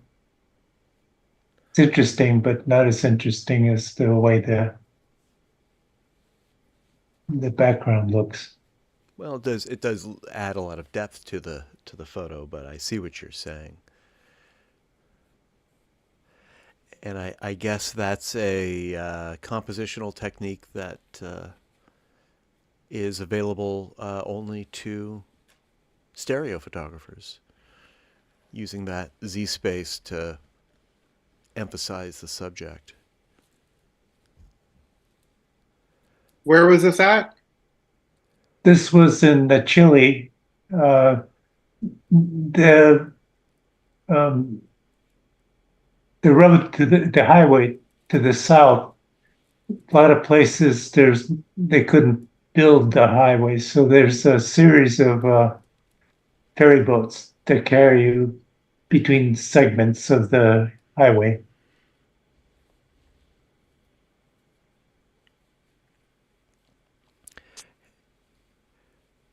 Yeah, we've seen a few shots from this ferry, and I imagine we're probably going to see a few more in future meetings. Yeah, there was nothing else I could do but take pictures. Well, this ferry has proven itself to be a great location for you. There are Yes. a lot of interesting angles, lots of frames, and things to explore with the eye. Yeah, I'd like to go there again.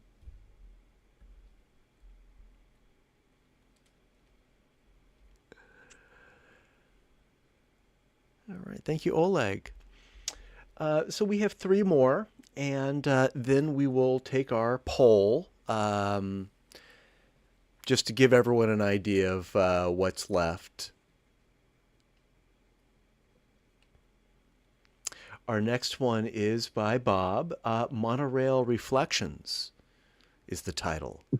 Where is this? This is I'm at very the, curious. this is actually, I did not manipulate or do layering or anything in Photoshop. This was taken at the Seattle Space Needle Park. Sure. And that's the monorail and a building being reflected by another building on the left.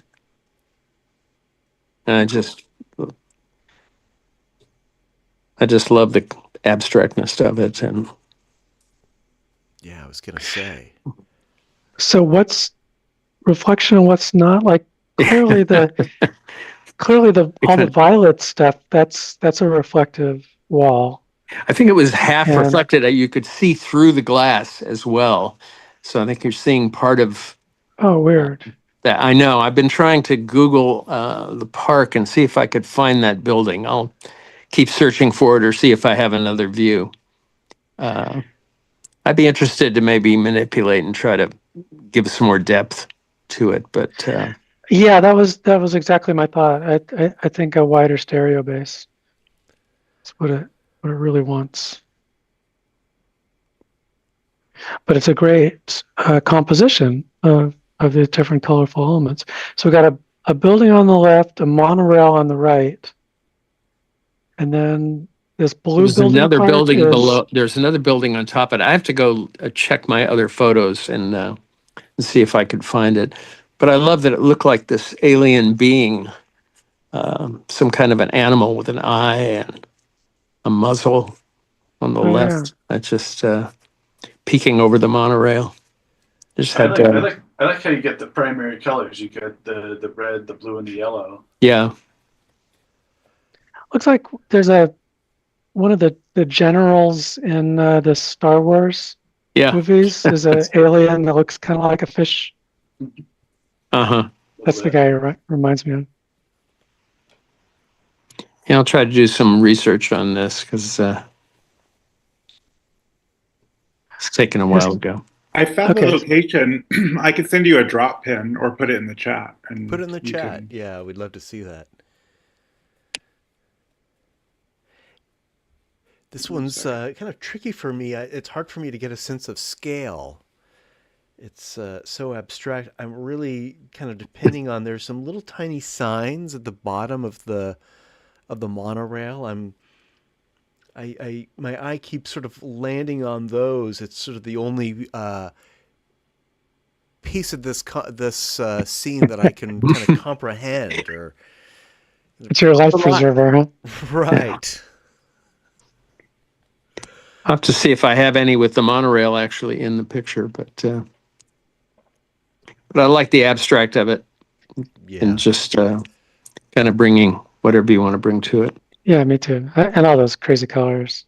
Yeah, I see an underwater scene myself. I think it's just the reflections and the in the center, the colors. Just reminded me of some paintings that I've loved. And just certainly in 2D, it's a effective abstraction too. Yeah. But we won't talk about that.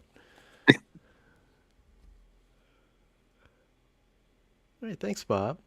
Sure. Yeah, I can see from Joey's post that those buildings are really organic shape. That's just helps the confusion by having that. Mm-hmm. Thanks for that post. That was very helpful. Yeah, it's a I guess it's technically somebody else's art, but it's such a well composed shot. You've used it well and made it your own, which is like the highest praise. Well, I don't think, normally if I'm shooting architecture, I would agree with you. This, I feel more the composition and the just the juxtaposition of the reflections is a good part of it. That's my point. Yeah.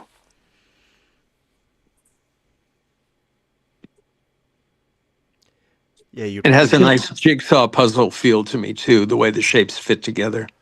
It says that the building was designed by Frank Gehry. So, cool. Is there a name for the building on there? I'll have to go back and check your link. Thank you for that. It's the Museum of Pop Culture. Okay. Yeah, isn't there a rock and roll museum in there? And yes, there's I think Paul Allen's Science Fiction Museum is in this building. There is. Yeah, Bob, I think if you entered this in like an architecture special, you'd probably blow some minds. Just wouldn't know. Need a little bit more 3D, I think, if it's a stereo competition. But we can do that. Usually with architecture, you expect straight lines and a lot of rigor. This is intentionally the opposite of that. Very effective. All right, thanks, Bob. Sure. Steve, from you is umbrella carrier. Yeah, so it's back to Buenos Aires, the Boca, that area that you may be familiar with now with the colorful buildings. And I followed this guy for, he didn't go very far, so I just took several pictures of, he's carrying this umbrella, and it's sticking out through the window. Yeah. And I think all I did to it, I did darken it. It was overexposed, and I cropped it. I think I cropped a little bit on the left. That's it. You've got a great motion from him. He almost looks like he's saying, follow me, or look at me with that thumb. Take my picture. Yeah, he's got his thumb out. Like, I try not to be too obtrusive, but yeah, you can't keep too much distance without and get the depth that I like. So I was, following pretty close. but it's also a lot of this area is a very popular tourist area, so there are crowds of people around. I just, you don't see so many, but there are people all over the place. Yeah, I'm sure you fit So right I in. don't think he even noticed I was there. So strange. When you first projected it, it looked like a latex doll or something, a humanist figure on his shoulder there. That's what I keep saying too. Yeah. Yeah. Like an You sure he arm just or a wasn't limb. selling blow up love dolls? Anything goes in Buenos Aires. Yes, I've Street heard. vendor. Yeah. Yeah, you definitely had to stay close behind him in order to get this through the window effect. Definitely paid off for you. You can't linger in the shadows to be a successful street stereo photographer. You got to get out there, as you did here.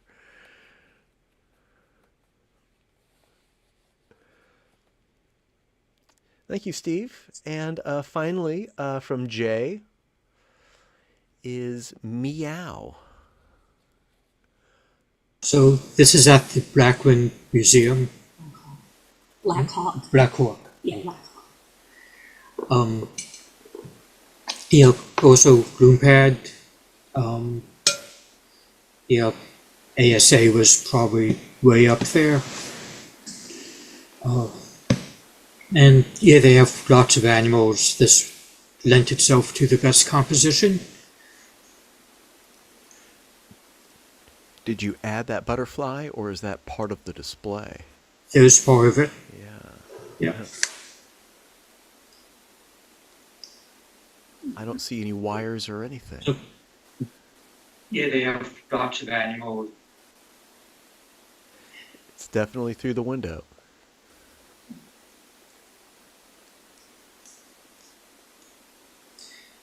So much easier to photograph the animals in this format. Yeah, more cooperative. Probably could have even done a cha-cha. I might suggest cropping off the right a little bit just to put more focus on that wonderful little kitty cat.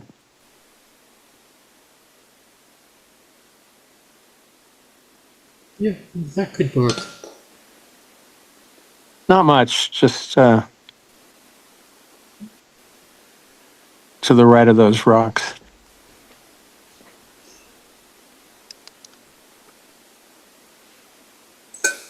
All right, thank you, Jay. And unbelievably, that concludes our slideshow. Thank you, everyone, for contributing. We're not done yet. Give me another 5 minutes or so. What I would like everyone to do who can participate and who wants to participate is to select their top 3 photos from tonight's slideshow. On your browser, if you can use the link strawpoll.com/ggss. You can also do this on your smartphone or tablet, and there is a QR code there that might help that. What I'm going to do is quickly run through the slideshow. I'll say the titles and the maker's name as well. And at any time during or after, you can make your 3 selections. And we'll wait 60 seconds or so after I run through these again, if you need more time. So let me start that real quick. We'll start with the beginning. This is our workshop, so we'll ignore this, but we will admire Joey's Noe Street, followed by Art Deco Fractal by S. Rathanagiri. Thank you, Melinda, for encouraging this contribution to tonight's slideshow. Sure. Foosball by Matt. Matt by Melinda. View Outdoors from Oman Lodge's Gym by Oleg. Angel's Trumpet by Bob. Argentinian Soldier by Steve. Dino by Jay. Pinball Machines by Matt. Stealth Truck by Melinda. Cooks at Work in the Oman Lodge's Kitchen by Oleg. Angel's Trumpet Mirrored by Bob. Buenos Aires Singer by Steve. Goat by Jay. Twin Peaks by Melinda. Window Violation 2 by Oleg. Jim Frog 2 by Bob. Stained Glass Through Window by Steve. Lamps by Jay. Vegetative Tumescent Protuberance by Melinda. Ferry Passengers Viewing Passing Boat by Oleg. Monorail Reflections by Bob. Umbrella Carrier by Steve. And finally, Meow by Jay. And I'll leave it on the slide with the QR code and the URL if you still need to get to that slide. And our YouTube and Twitch streams will catch up in just a few moments. So let's spend 60 seconds for those who are participating, make our selections, then I'll show the results. I'm going to make my own selections.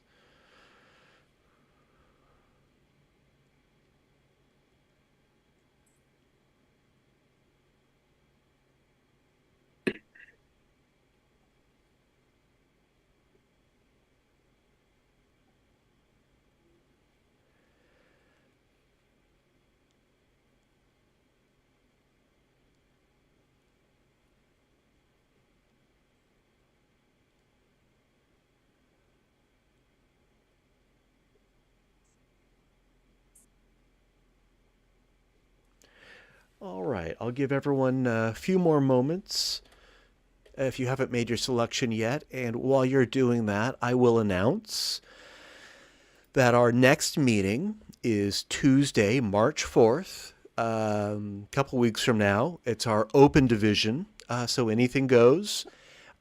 Please submit your open division stereo photos to me for our March 4th meeting by Monday the 3rd. And then our second meeting in March is the following week, Tuesday, March 11th. That's our special subject, and our special is retinal rivalry. And you can get those to me by Monday, March 10th. Does anyone need more time before before I show the results? Let's take a look. Give me just a minute here.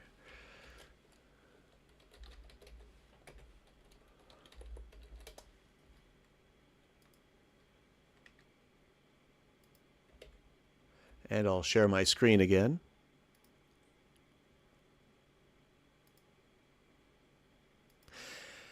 I want to emphasize, of course, I say this every month, this isn't about winners or losers. This isn't first place, last place, but we're all curious which of the photos are the most successful. Some of us, of course, enter our photos in other exhibitions, international exhibitions, and it's good to have a sense of what people like. Melinda's Twin Peaks, we'll call that first tonight with 4 votes. And Melinda's Matt, Oleg's Window Violation 2, Jay's Lamps, and Bob's, that's Bob Robert Bloomberg, not Robert Bloomberg. Sorry about that, Bob. Monorail Reflections, we'll call those two our runner-ups. How about that? And it's a good sign to see so many other photos got a vote. We're a very small group, so this isn't a very scientific vote. But what this tells me is that there were many popular photos enjoyed by the whole group tonight. And it's a good thing to have a hard time making a selection. All right.